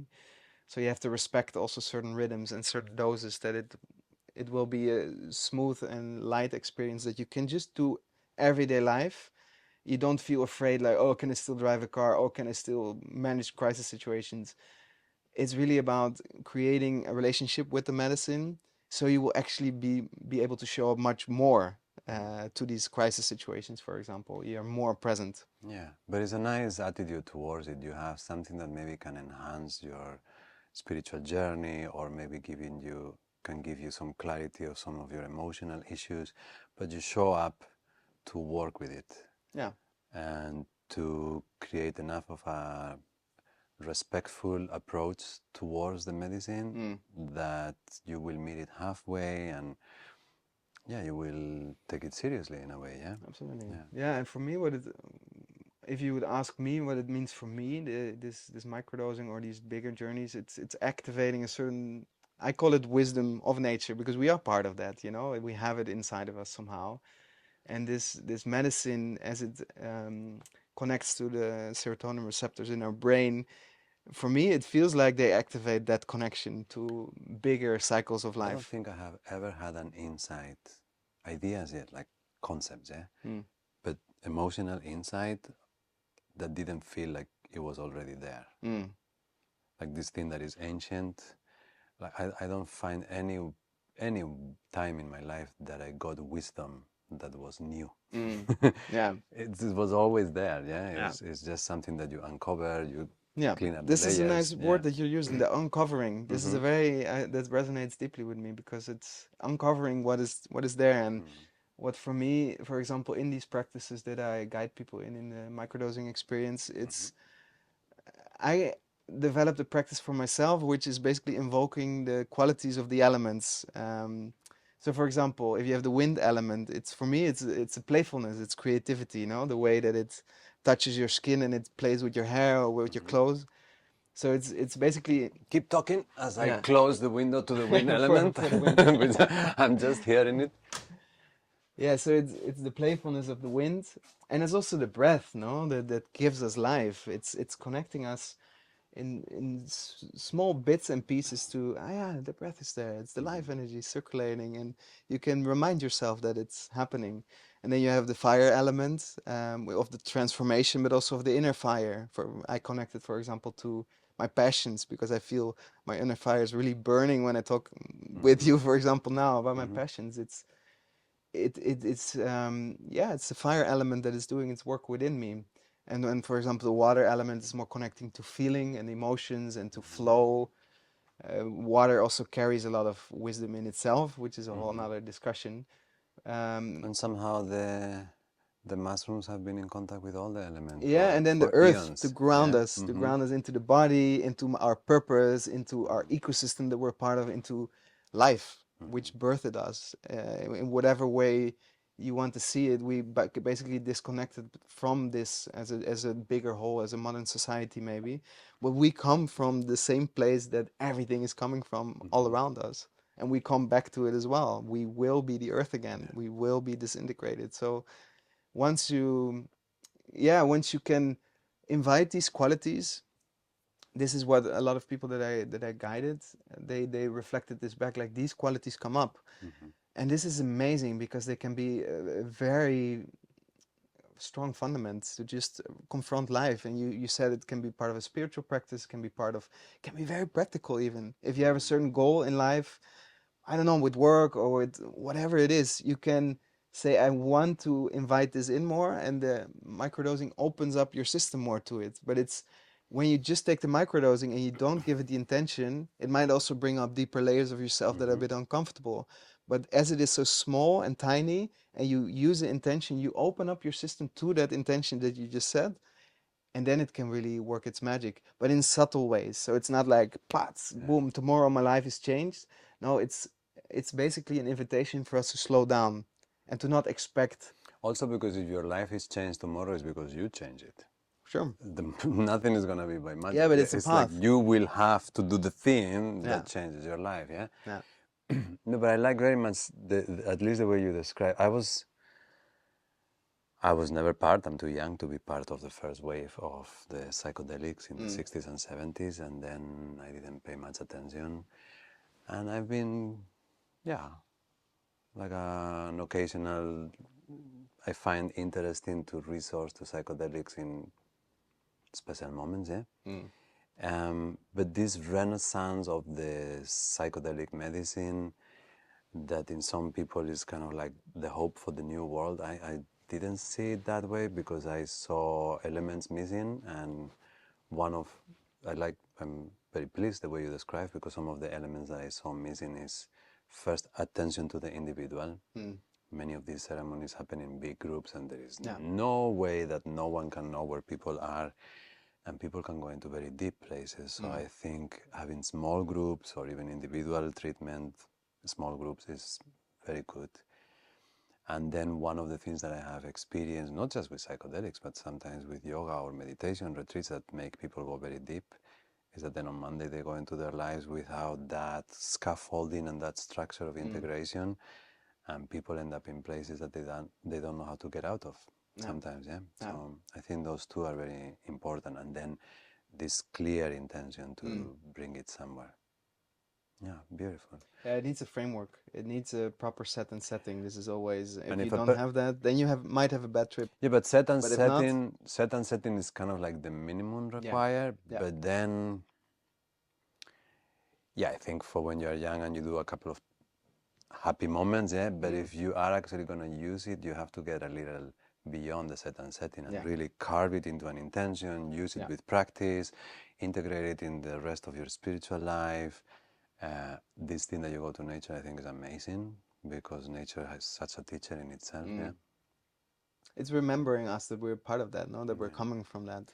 If someone asks, how would you guide them?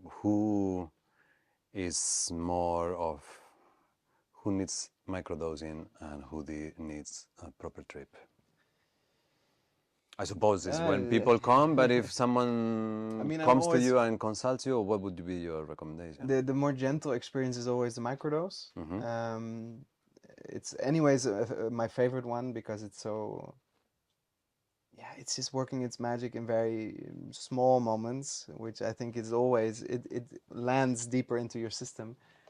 But for some people, especially when they're really, hey, we have another guest. You stuck? You too fat? Come on, pass. Hey. So yeah, it depends. Some people are at the crossroads in their life and they feel, okay, I actually really want to look deep into a topic. Can be like a familiar topic. In the family line, there's sometimes patterns that they want to look into. It can be professional life. Can be many things. It can be many things. And I'm always very aware also to check in where people are at in their life. So I'm not just saying yes to everything. I'm very aware what my capacities are, Yeah. what I can hold, Would you and would what you I feel like cannot hold, because I want to create a yeah, safe space also for myself and also for the that's person that steps in. yeah. Would you have a moment that you say, listen, either you need a little more work before we do this, or maybe I am not able to guide you, but maybe you need a proper shaman or something like that. Would you outsource or say to someone, let's wait a bit and go back to this in 2 months or something like that? Yeah, it depends Yeah. on the situation, but So I you're very much definitely one could on one. Yeah, outsource it. Yeah, definitely. absolutely. Yeah. I want to really help that person, Yeah, and yeah, it's not gonna help if I stretch myself and think, ah, yeah, I'm just gonna do it because I want to give them that experience. But yeah, I know I can hold a lot, but there's also certain things that I feel I want to develop further before I can help more people. yeah. Yeah. But I do But also, just the whole thing that you can have a personalized conversation where yeah, this person's issues are not drowned in a group of 60 or 70 people is in exactly. itself amazing. Exactly. This is fundamental that you can really be attentive to the process. So the person can also really relax into, am I held here or do I have to look for support? you want to actually be there, of course, before you think you need support, that someone is already holding you in a certain way. It can be energetic, but it can also be in different ways, of course. So yeah, for me, it's really important to respect also the wisdom of this medicine and what it can bring and the depth of it. I feel very responsible when I work with this medicine, that I really need to honor it and know where it can take people, because I've done a lot of these journeys myself, also just by myself. And it has been very dark in some moments, and it has been beautifully light in some moments. But it's really feeling the potential of the space you're stepping into, because it's basically you basically shut off your normal way of analyzing the world, and yeah, the your senses become different, and your the five senses are not you see that there's much more than that. You see, you can potentially see the basis of all existence, let's say, and where it starts.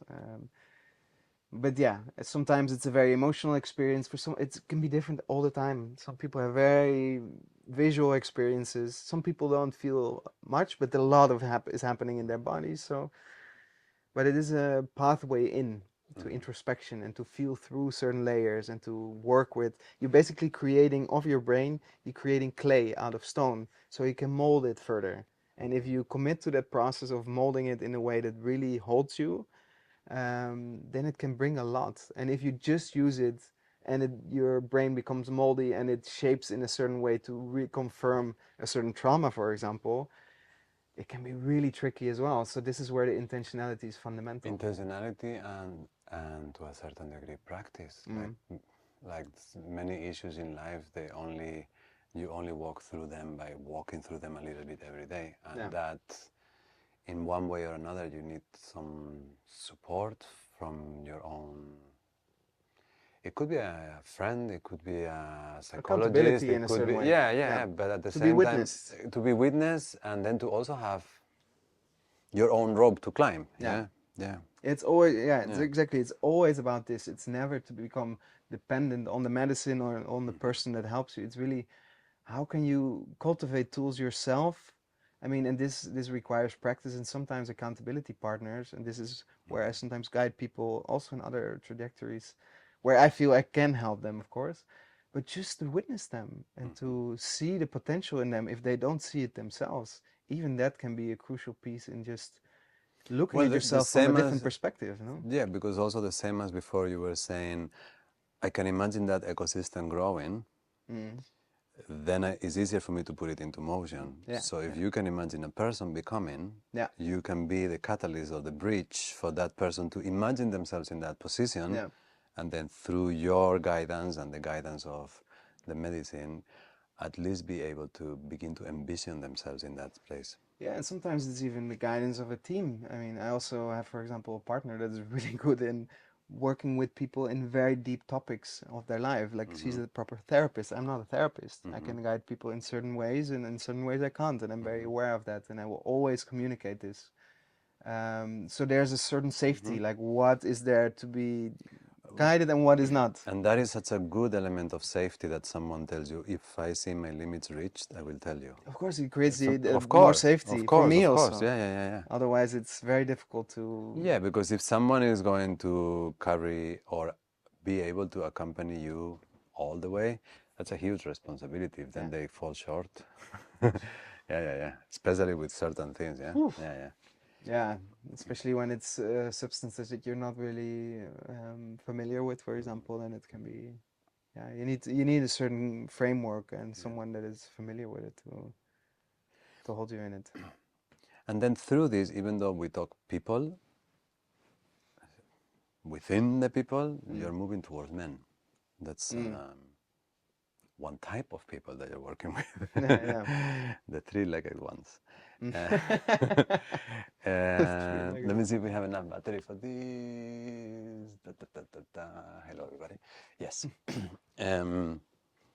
So I haven't had yet anyone. I have had two people that work directly or indirectly with women, but I haven't had anyone who works directly with men.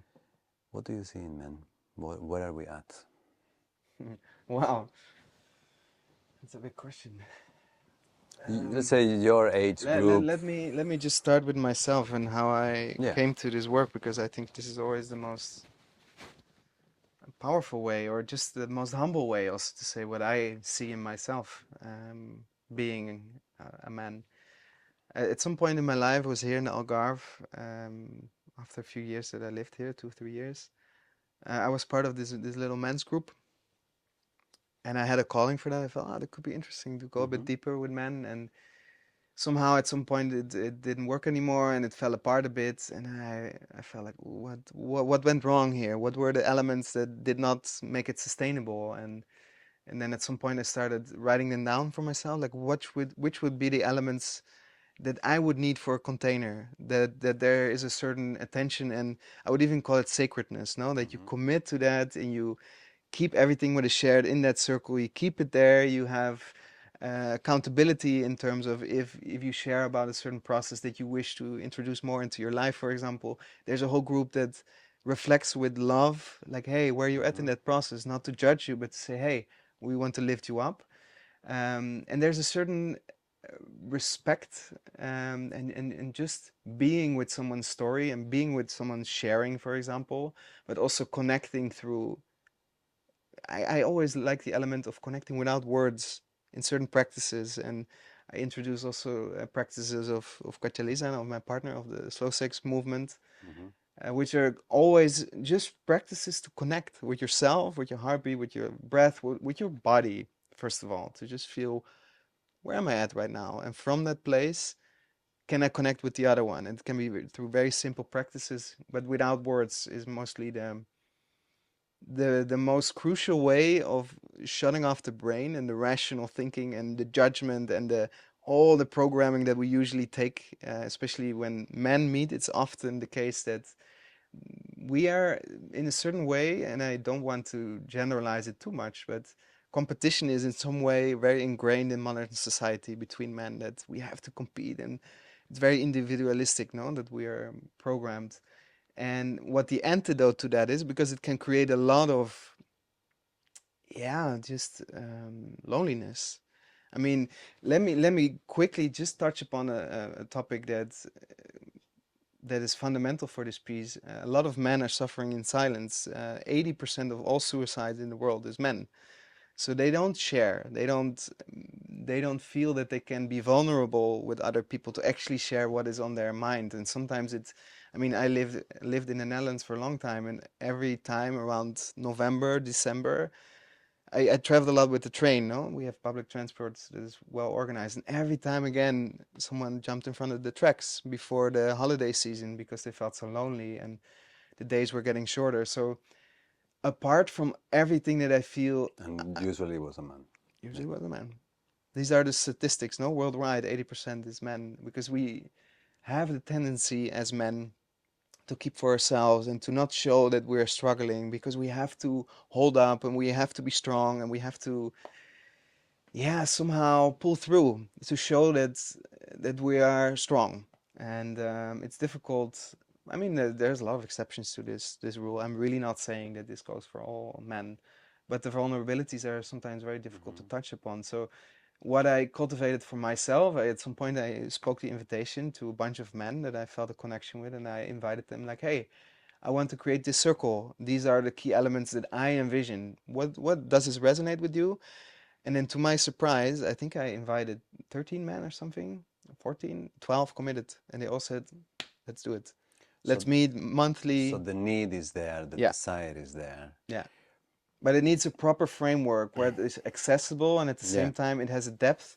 So Yeah. it's never about chit-chatting. It's intentional, deeper topics that are Is actually, is there something? So one reason for the meeting is that we are going to discuss, address, and find solutions or community for issues that are about men. not Yeah. necessarily, No, but no, okay. But no. when it's for men, at least it would be how do we leave It's not them? about solutions. It's really about being with certain topics that many men don't address in everyday Yeah. life with anyone. With their partners, they feel sometimes either shame, or I don't know, Mm-hmm. if there's so many topics that can be difficult. That sexuality can be very difficult to address. partnership can be difficult, finances can be difficult, professional life. There's so many topics that can be difficult to address because they are vulnerable. And yeah, and I've experienced circles myself where I was participating or myself sharing, where I thought, holy shit, this I've never shared with someone before, or I saw someone share something what they never shared before, and Cool. it's so beautiful to witness that and to know that it stays there. It's not like, now he's gonna tell all his friends that I said it in this circle. No, it's really, this is it. We keep it here, and we build on it in the next time. But let's see if I can do I can bring you this question. Let's see if I can write it successfully. Sure. So, is a circle of men so that, let's say, mainly you discuss the issues that are pertaining to men? Yeah, that would be. Often they come up. Yeah, yeah. The collective issues. Yeah. And so, but when I was talking with Diana, one of the things I was asking is that besides talking about the issues, see it as women groups, yeah? So besides talking about the issues that are about women, there is also an experience that a woman has when it's in a group of women that somehow, in the case of a woman, might feel a little safer, might feel like she can drop her guard. Yeah. Is there something that happens in you, or how could you describe what happens to a man? Is there any service of being in a group of just men? Do you? Yeah. There's some exactly. Similar. So can you Absolutely. give me that? Yeah, it's account? embodiment. It's basically feeling that whatever you're sharing, it's very probable that the men in that group will understand, even if they did not experience similar stories themselves. They can imagine, they can resonate with certain stories because they know a bit what it's like to be the embodiment of a man, no? Whereas with women, it's I wouldn't necessarily call it unsafety, but when a woman enters that space, let's say hypothetically, no, and would be sit in circle with these men, there are certain topics that she would not fully have the embodiment of, so she would not fully be able to understand. And that is not to say um, something is lacking there. No, it's rather, no, we have a different experience as a man, and we have certain stages that we go through, certain trouble we go through, certain expectations we have to live by in society or from our parents, or and for example, when one man shares something that is really vulnerable, and everybody listens, so this is what it's also about. No, one only shares. I mean, there's different stages of men's work, but usually it also has an element of sharing from a deeper place. What is really going on inside of you? No, so not like, yeah, I had a nice week and I saw this guy and that guy. And no, it's really what is laying on my heart right now. What are the things that I really feel have difficulty with expressing, and now I have a space where it will stay and it will be safe to share, and I can actually show up in my vulnerability and not be judged, but actually be supported. And what the magic of these spaces is that when one man shares, there's resonance in the whole group. The whole group is just holding that story. It's not about supporting. It's not about, hey, I'm gonna give you life advice now. It's rather, when you share, something is happening in that group. There's a resonance of like, I can totally imagine what you are going through at this moment. Either because I have experienced it, or I can fully imagine what it's like to experience it. And that is really profound, just to be with that and to hold that together and to speak it into existence rather than swallowing it up and letting it be stuck in our cells, let's say. It's creating space for it, quite literally. There's all of us on space to be seen by yourself. You reflect back on yourself through And your the own words. space created by men tends to have when it's healthy space, it's very safe. Yeah. Yeah. I mean, I had my last men's circle yesterday with a group this group that I initiated 2.5 years ago or something, and with all these men that said, yeah, let's go for it. And ever since we have been seeing each other every month, and it's so amazing It's to know mainly these men in such a deep level. a conversation group, or is mainly a conversation group? No, it has different elements. I mean, now we adapted the rotational pattern that every man has a certain month, and So they it's lead. not always you No, guiding, no. no. Beautiful. That's only when I offer it. I create another offering now of a 6 months journey, So, and then I facilitate. Yeah, but it has no head and it doesn't have an economic spirit. It's not exactly. for money. That's for our own group. So it's not for But profit. I sometimes offer it also to the community, and there because of there I Yeah, do but that would be facilitate because I know the key pillars have to be safeguarded to be able to go deep. And I've done that now a few times, and I will do it again. And it's a 6 months journey where we have to commit. So we put out the dates, and this has to be the top priority of that month. It's difficult to commit to something when it's every week, but when it's once a month, it's a bit more easy to say, okay, but this is my moment to be with myself and to be with other men. So yeah, there's different elements, but when you were asking, is it mainly a sharing space? It usually has a component of sharing, but how I see it, it builds up. So first, it's about landing in your own body in that space. So you leave the day behind through different practices. It can be breath work, can be meditation, can be embodiment. So it's a bit more physical. So that's the first element, connecting with yourself, then connecting with other men, so in pairs usually, or even in the group space, through embodiment practices, which create a different way of connecting with someone rather than words. So you can really see someone for who they are.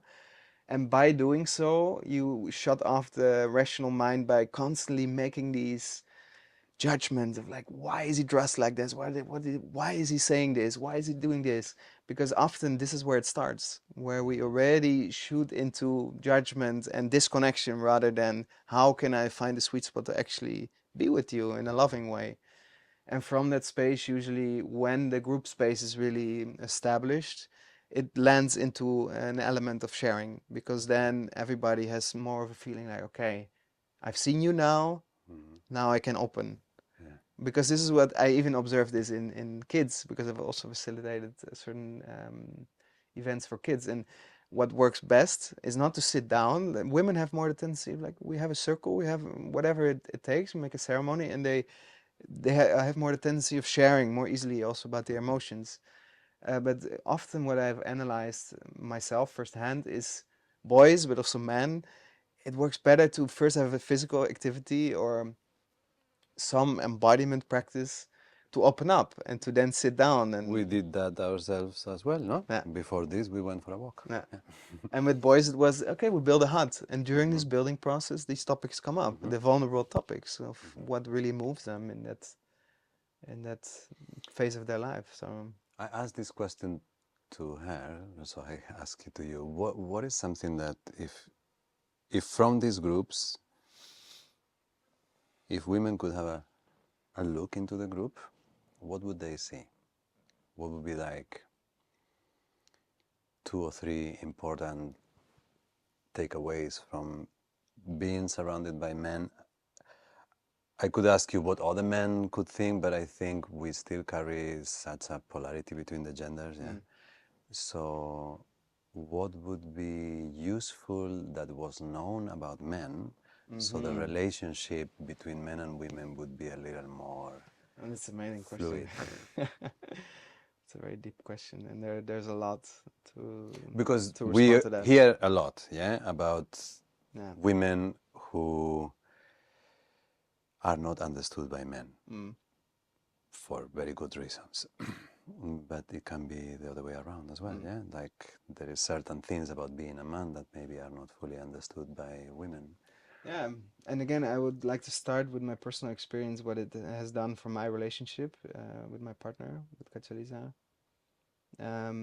It helped me much more because it's easy when you're in a relationship to have an initial filter with your partner that you just discuss everything, even the more dense topics that you Mm-hmm. carry. But it can also be emotional triggers, and there's a lot that we can unpack there, of course. But what it has helped me do is to have an initial filter with these men of looking into certain topics without, for example, leashing out something at my partner, first sharing it in group, then I already have an initial moment of reflection. Come out of that group and I meet my partner with a complete different energy, which is much more integrated, which is much more, I feel much more empowered Mm-hmm. usually because I have already worked through certain layers of shit, let's say. Mm-hmm. and then I can show up more to my partner without her having to hold space for me also for that and that and that. So I think it's important for men to look inwards together to touch upon collective topics. So just also, I like that. Look inwards together. yeah, Okay, okay. because it touches usually upon collective topics that we as men, we think we're alone in that, you know, we're Yeah. struggling alone. And once you open up in this group space and you touch upon certain collective topics that are present for all men, all of a sudden you feel, oh, okay, I'm not the only one. He also is experiencing similar things, and you feel much more supported by just being seen by other men and just feeling that I'm going through similar stuff that he's going through. Okay, so I'm not so crazy. You know, a lot of we often the mind can really trick us into you are the only one suffering here. You are crazy. Something is wrong with you, and it triggers. And this is maybe a deeper layer. Also, I think I was telling you Mm, before, and in the last episode, I mentioned of me being solitary or tendency to being solitary, but it's more of a feature of men than women. Yeah, mm, there's more solitarism mm. in the men field than in the female field. Yeah, like men tend to be this single tree in the middle of the field. Yeah, Yeah. Okay. plowing through. So you think behind that kind of wave of suicide, loneliness is one of the root causes? Would you be able to unpack? I mean, there's many things that What we. is the men's crisis? I Of think, and course, we this is can't oversimplify, but what do you see when you meet with your men? what I see often. First-hand experience, but also hearing from others, and of course, reflecting in this kind of field of work or field of dimension of intimacy, let's say. There's a collective topic that always comes back in certain ways, which I think is the deepest masculine wound, is the feeling of not being good enough, Mm-hmm. where you have the counterpart in the female. And this is just, again, generalizing. I'm not saying this is always the case, but it comes up often. I see it now as a pattern because it constantly resurfaces in many different shapes and forms. And whereas the counterpart for the feminine is rather, I'm being too much, so I Mm-hmm. rather hold back. It's that if I'm showing myself fully, then it won't be met with someone that can hold that, but someone that rather crumbles. And for men, it's often, and it all ties back to patterning from parents usually, or societal patterning. And often, because there's so much pressure on the men also to prove that they can be the provider, for example, which is a fundamental piece even in yeah, ancient societies, no, to be the provider in certain ways and the protector. Or and if you feel I think one of the issues, maybe this is kind of where you're going, mm, is like it kind of feels like the man can be one thing. And it seems often that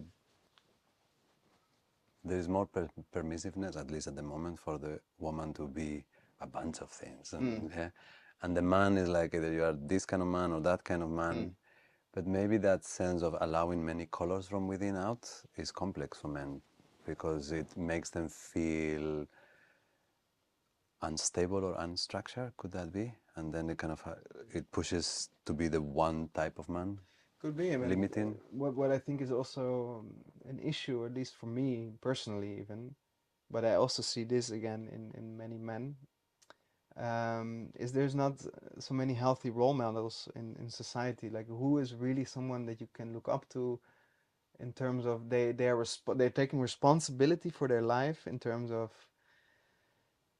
everything, you know, showing up for their processes and just taking responsibility for what it is to be a man, what it is to be a human being in a way, you know, with integrity and with kindness and love, and still be able to connect to your passions rather than just follow the mainstream and be guided by that, to really radically show up for and take responsibility for your own life. So move away from victimhood towards more empowered versions of yourself where you feel, actually, I can be a better man. And this is basically what I feel myself. It makes me a better man to show up in these spaces, to show myself with everything that I'm going through. And Can you do that? Sorry, yeah, I'm yeah, sure. laughing inside. It's like I think I can be a better human. I don't even know how I would start to be a better man because I don't know what. Yeah, I don't know. Like, It's do you have difficult. that It's sentence in really your head? But difficult. do you actually have? I have certain people that certain men that I look up to. Yeah, No, no. But that sentence, like, to okay. be a better man, like, I don't even know what that is. Like, I could be a better, more engaged person, but I don't know if that would translate into be a better. Yeah, I don't know. Mm. Yeah, Yeah, it's a very tricky one, and this yeah. is what we, I think, as men need to explore for ourselves. Like, what does that even Yeah, mean? That also because question. the model thing that you say, if you go very far back to the kind of more archetypical heroes, I'm not like them. No, absolutely. And if you go to the more intellectuals or to the more politicals, or if you go to the people who are really good at business, you have like types. Mm. But yeah, it's difficult to find that kind of like masculine archetype that can also be soft and sensitive. Yeah, And and yeah, there's it's a like, lot to unpack there because I think as men, we are the dominant factor in society, being patriarchal, and we whether we have a like. certain Hmm. position Hmm. and a privilege that we are often not aware of. So it starts actually with decolonizing our mind. This is often the term that really resonates with me of, okay, what is actually happening? What is my position? So being aware of privileges, for example, Hmm.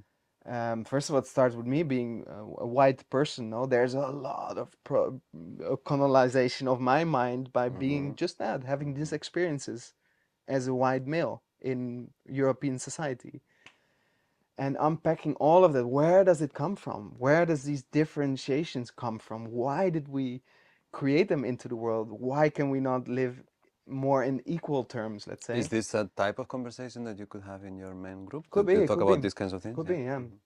but there can be a lot. There can No, be a but I'm lot saying you that. are open to Yeah. anything. Yeah. Sure, but it doesn't necessarily always No. touch upon that. It's Yeah. rather, yeah, experiences that we are going through, and what the beauty is of these circles is usually when one guy shares from his heart, it opens the space for Of everyone course. also Of course. either to resonate with that story and go into that story for themselves, or to open up a different topic that is also very vulnerable or also Hmm. very laying on. It can be beautiful, also it can also be celebration. It doesn't Hmm. have to be only vulnerability. So And to hold the space for a brother when the brother yeah, is down. Yeah. yeah. Do you see a purpose, or do you, of a man group and a woman group, and somehow is there a place where these two groups, besides everyday life, but there is a formal ceremonial way that a male group and a female group could exchange information? Does Mm. that happen? Are there meetings or groups that is men group and man group? Does that happen at all? I know of a few groups. I Or mean, the I haven't been husbands and the part of it. wives? Yeah, yeah, I yeah. don't know. But Because in folklore we have this kind of traditional dances and things where the yeah, men would be here. But in this kind of work, do you have that? Is there a container for that? Is that I something know that you're some. envisioning? I know some, and I have the intention of creating that Okay. also. Also with my partner, who is much more into the Mm-hmm. female aspects, of course. So yeah, this is. But I feel before I can do that, it needs to be first an embodiment of Mm-hmm.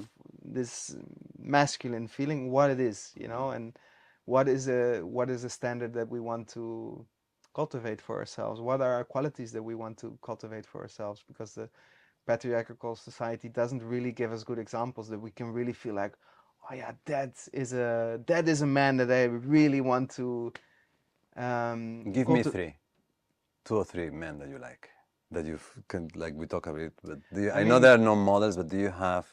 I have certain organizations, and there are different men in that organization that I respect. For example, Sacred Sons. It's a Mhm. really interesting organization that I've been. You mentioned Gabor Mate before as Yeah, well. it's Yeah, also very interesting.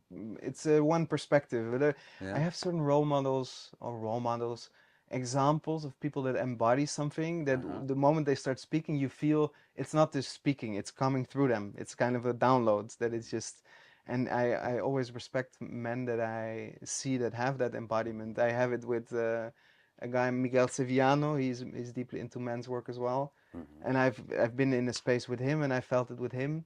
But there are certain Mm-hmm. people that I really feel, yeah, I want to learn. Mm-hmm. I see you, and it resonates. It opens Mm-hmm. me, and it makes me curious, and it makes me inspired. That's Mm-hmm. ultimately what it's about. It Mm-hmm. makes me feel inspired, and not because they preach and they say, "Oh, you have to do this, this, and this." No, it's the gentleness of the respectfulness, the humbleness of I'm just embodying. I'm embodying, and this is, Yeah. that's something that resonates with me. Also, because that's I like that. Um, there is an element of humility within the roughness of the man that has to be there, because whenever if you ever have done competitive sports or any sort of fighting, there is always someone that is stronger than you. There is always Mm, someone that is going to guide. There is a few alphas there, but even those alphas, they will age.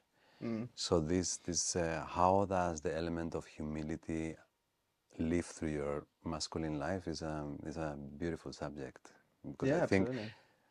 some of the strongest men that I have met, they're very humble, and Yeah, they could really, you know, yeah. teach something, but they're very humble. Yeah. Yeah, and even if you're very strong, I mean, for me, for example, the martial arts are a big inspiration. You can be very strong, but you can still be kind. You don't have to crush everyone that comes on to your path and Yeah. say my way is the highway because I'm stronger. No, it's this kindness that comes with it, this respect. That really, I think this is my biggest inspiration also in terms of being able to be strong also when it needs to be and protect yourself or your loved ones, sure. But this aggression, which we often see in modern society, I mean, basically what I feel, and this is a bigger topic, I think you've touched upon it before, what is the bigger issue that I see in men or in the collective? It's we basically lack rites of passage where in modern society, this is just a general analysis that I've been studying for a few years now, that I see being introduced to a new phase of life properly with a proper ceremony, with proper elders that guide you through that process, that have the embodiment, that know what it's like, that integrate it in society after, that speak to you in a different way because you have different responsibilities after. So this moment This is, I feel, we you are get your lacking. birth certificate, and then maybe sometime in life you get your marriage certificate. Sure. But before that, there is a moment that there is a moment for you that you say, "I am a man today," Yeah. and I've, and that or a woman, yeah. yeah. But it's true in the Western society I suppose graduation from school, but it's more related to merits, Yeah. academic merits. It doesn't have to do with your inner process, yeah. Yeah, and I think for me personally, this is what I feel I want to create more for. I mean, it's one thing that I just experienced with the fire actually was an initiation of Ben David, Mm-hmm. the son of my partner, who feels yeah I feel unconditional love for him. Mm-hmm. It's I have an amazing relationship with him, and he was first in the fire like, whoa, what am I gonna do? It's overwhelming. No, he's 13. At some point he was crawling on his phone, and we said like, either you go to friends now so you're safe and you're not in the picture, it's fine, you don't have to be part of this, or you stay here and you help. And then he went in with us, putting out the small fires, and he was very resourceful, and he was in the middle of the smoke also. In moments he could also express that he had some fear because there was smoke everywhere, and these damps come into your face, you can't orient yourself anymore. But I think this was part of an initiation. Maybe he doesn't see it that way, but I feel it was Mm-hmm. facing How an did he element. feel, let's say, the days after, or once it was over? Did he feel proud that he had been part of it? Yeah, I talked to him also. I Mm-hmm. said, "Man, this is a big moment. I really think you did an amazing job." He was very resourceful, thinking of, for example, spray tanks. These Yeah, yeah, agricultural spray tanks. He said, "We have these, right? Can't we walk around with these yeah, and put out the yeah, fires?" yeah, yeah. And then the next day he said, "We have the drone. Why don't we fly it up and analyze how the fire is developing?" And he had amazing insights. And I Beautiful. feel I really tried to celebrate it because Mm-hmm. it came from the depth of my heart that Mm-hmm. I saw like, wow, And you didn't shy away, do you feel anything? I know you guys have a good relationship, but do you feel any little subtle changes between the two of you or the three of you after this, It's or in subtle. himself? Yeah. It's subtle, and I think it also needs integration. And I think it also is important that we keep referring to these moments that Mm-hmm. he also feels like, ah, yeah, actually, really, I guess that's the point. When that moment is inserted in a ceremony, you have a mm, point of reference to look back upon. yeah. And you can integrate it by Yeah. mentioning it and saying, hey, wow, this and Mm-hmm. this and this you showed there Yeah. can be. I mean, it is important to empower our children, of course, Yeah. to see them in the qualities that they bring. and not just saying, why don't you be like this, and this? So will be part maybe of as an extension of your main groups to create these rite of passages, or at least begin to think how we could design Yeah, them. Yeah. I mean, I feel inspired to, and I feel I want to learn. I don't feel that I'm ready yet, but it's something that I want to cultivate further, It, and I have a few people that are already doing it. I mean, Benavide went to this camp of a guy, a Portuguese guy in the north of Portugal, and he does these initiation camps of okay. 4 days and with breath work and all kinds of And that stuff, you is know. for, let's say, late teens, Yeah, in that moment that you cross adulthood. I think it was 12 to 16 or something. I'm not Yeah. quite sure on the age, But the but intention that's is, whether it's called a rite of passage of adulthood, the intention is that moment where the boy becomes a man, and to empower and to create a little point of reference. Yeah. yeah, and to feel also. I remember when Benavide shared, they were also doing a sweat lodge. And they were all going in. No, they could have also said no, no, we don't, we find this a bit too much. But they all went in through all the practices, and at some point he passed out in the sweat lodge, and he was like, no, but I'm gonna hold on, I'm not gonna go out. He passed out. He woke up again, and he said after, okay, now I can do anything in life if I can actually pull through in a sweat lodge where it's super Sweat lodges are intense. hard. And I have been only in one, but it was really hot. but you know, this feeling you Yeah, want to yeah, yeah. cultivate, like, yeah, fuck, I can face anything. You know, I can go through hardships and meet myself and my edges and still survive. Because if you never go into this discomfort, you will never meet your full potential probably, because you always stay like, no, but here I can control it, and here it's kind of okay and comfortable. And I think the meeting the edges, this is a crucial part of men's work, meeting your edges through certain practices also to see, okay, I can See actually your do a lot limit. Yeah, more than I think I yeah, yeah, can yeah, if I yeah. put myself in that spot and there's support. And also probably like some of us experience this with sports or with other things, Mm. but you also realize that your limits are bigger when you are supported by the group. Yeah, of Yeah, course. Yeah, and you yeah, get that because your confidence. your energetic field expands Exactly. basically. No, you can imagine all of a sudden I can do way more with this group than what I can do with myself by myself alone. Like the plants in the forest that you were talking before. Yeah. Exactly. Yeah. Yeah. I think we covered a lot of ground. I will put your data and your thing at the bottom if anybody wants to come in contact with you and yeah, be guided by you. Anything else you think you wanted to touch upon? Your trilogy, your trident, the nature, the inner journeys, and the work with men. Um, I think what the stick that I see that holds the trident together is, yeah, it's very contagious the way you feel engaged and you feel positive and you will feel possible, Mm.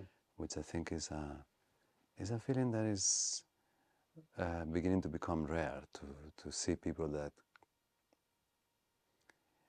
not just they can imagine the beautiful world, but they can feel it's possible. Mm. Yeah, Yeah, I think the imagination is a big part. yeah, It's very interesting that you touch upon it, because it's what I think is the drive of humanity's curiosity. You know, definitely. are we curious about life, but do we really see what is in I front of heard us? that's what makes us walk.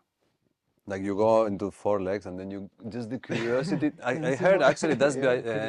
Yeah. evolutionary the reason why we are upright. Yeah, in the end, we are just life expressing itself, trying to find the ways and the curiosities, because the curiosities they lead us to the new pathways. No, like there's a new door opening. You see it already opening slightly, and then you go have a look. Like, "Oh, what is that?" And you go take a step closer, and you at some point open the door, and maybe you even step through, and you meet yourself in a different way again. And I think this curiosity is the main thing of being able to imagine what you're capable of. And if you lose sight of what you are capable of, you're lost, I think, in this world, because the world is very competitive, and it will swallow you, it will eat you, and it will make you a victim of the bigger waves, let's say. Whereas you definitely have the possibilities to say, okay, I'm going through rough times, I'm not there yet, but I will commit to this. I can imagine what it will be like, how I will be like, what qualities I can cultivate, what my passions are, how it's going to feel like to step into those passions. Maybe it's not there yet, but every time come back to the imagination of what would it be like if I would be in that power. Because I think one of the things that is one of our biggest saboteurs is our light. We are afraid of our own light, of really stepping into all the things that we can experience in this human lifetime, what we can contribute to the collective. And we It can be. rather step back and say, okay, we stay small, okay, and here it's comfortable, and this I know. I don't have to be like this, because it can be challenging when you step more into, yeah, these passions. You're gonna be met with resistance, especially other people might have judgments towards you, or they feel threatened by you because you maybe they don't embody that themselves yet. These passions or this curiosity for life or this imagination what it can be like when you are more committed to who you are, let's say, so it's going to be met with resistance, and you have to go through that resistance because ultimately it's an invitation for them to also be stepping into that, into their own empowerment. And it's not the competition, it's rather the lifting each other up Yeah, feeling. well, that sentence that you just said, to not forget what you're capable of. Mm. Yeah. And I think when you are in the presence of people who have not forgotten what they're capable of, Mm. yeah, like you say, it's contagious. Yeah, and I've seen it happening because I've been through these things myself. I had my own mentors, and I still do, because the circle of accountability around you is very crucial. Also, when you do this kind of work, to be able to reflect and to be held accountable for certain things. No, when you deal with big responsibilities, but ultimately it can really, yeah, it can be really fulfilling, and it can be hopefully some kind of inspiration. And it doesn't have to be like, no, we all have to do this. And no, it's just, can you look at yourself lovingly? And this is what I imagine and what I feel I can offer to certain people, to see them through a different perspective, where so that they can actually see themselves through that perspectives again as well. And this can be really helpful. And it's important to also know that everybody in life struggles sometimes, and we all need somebody sometimes to see ourselves with a different perspective, with a more loving, potent Yeah. perspective, so that we can rewire our brain a bit again towards like, yeah, oh wait, I can actually do it. Oh wait, it's not that big. It's not that I need to make it overnight. No, it's these small steps. And if you have consistent accountability and you have a witness to your process that is not going to call you out or judge you when you don't do things, because you are your biggest judge yourself. It's someone that just says, hey, I see that there, you can lift yourself up a bit more.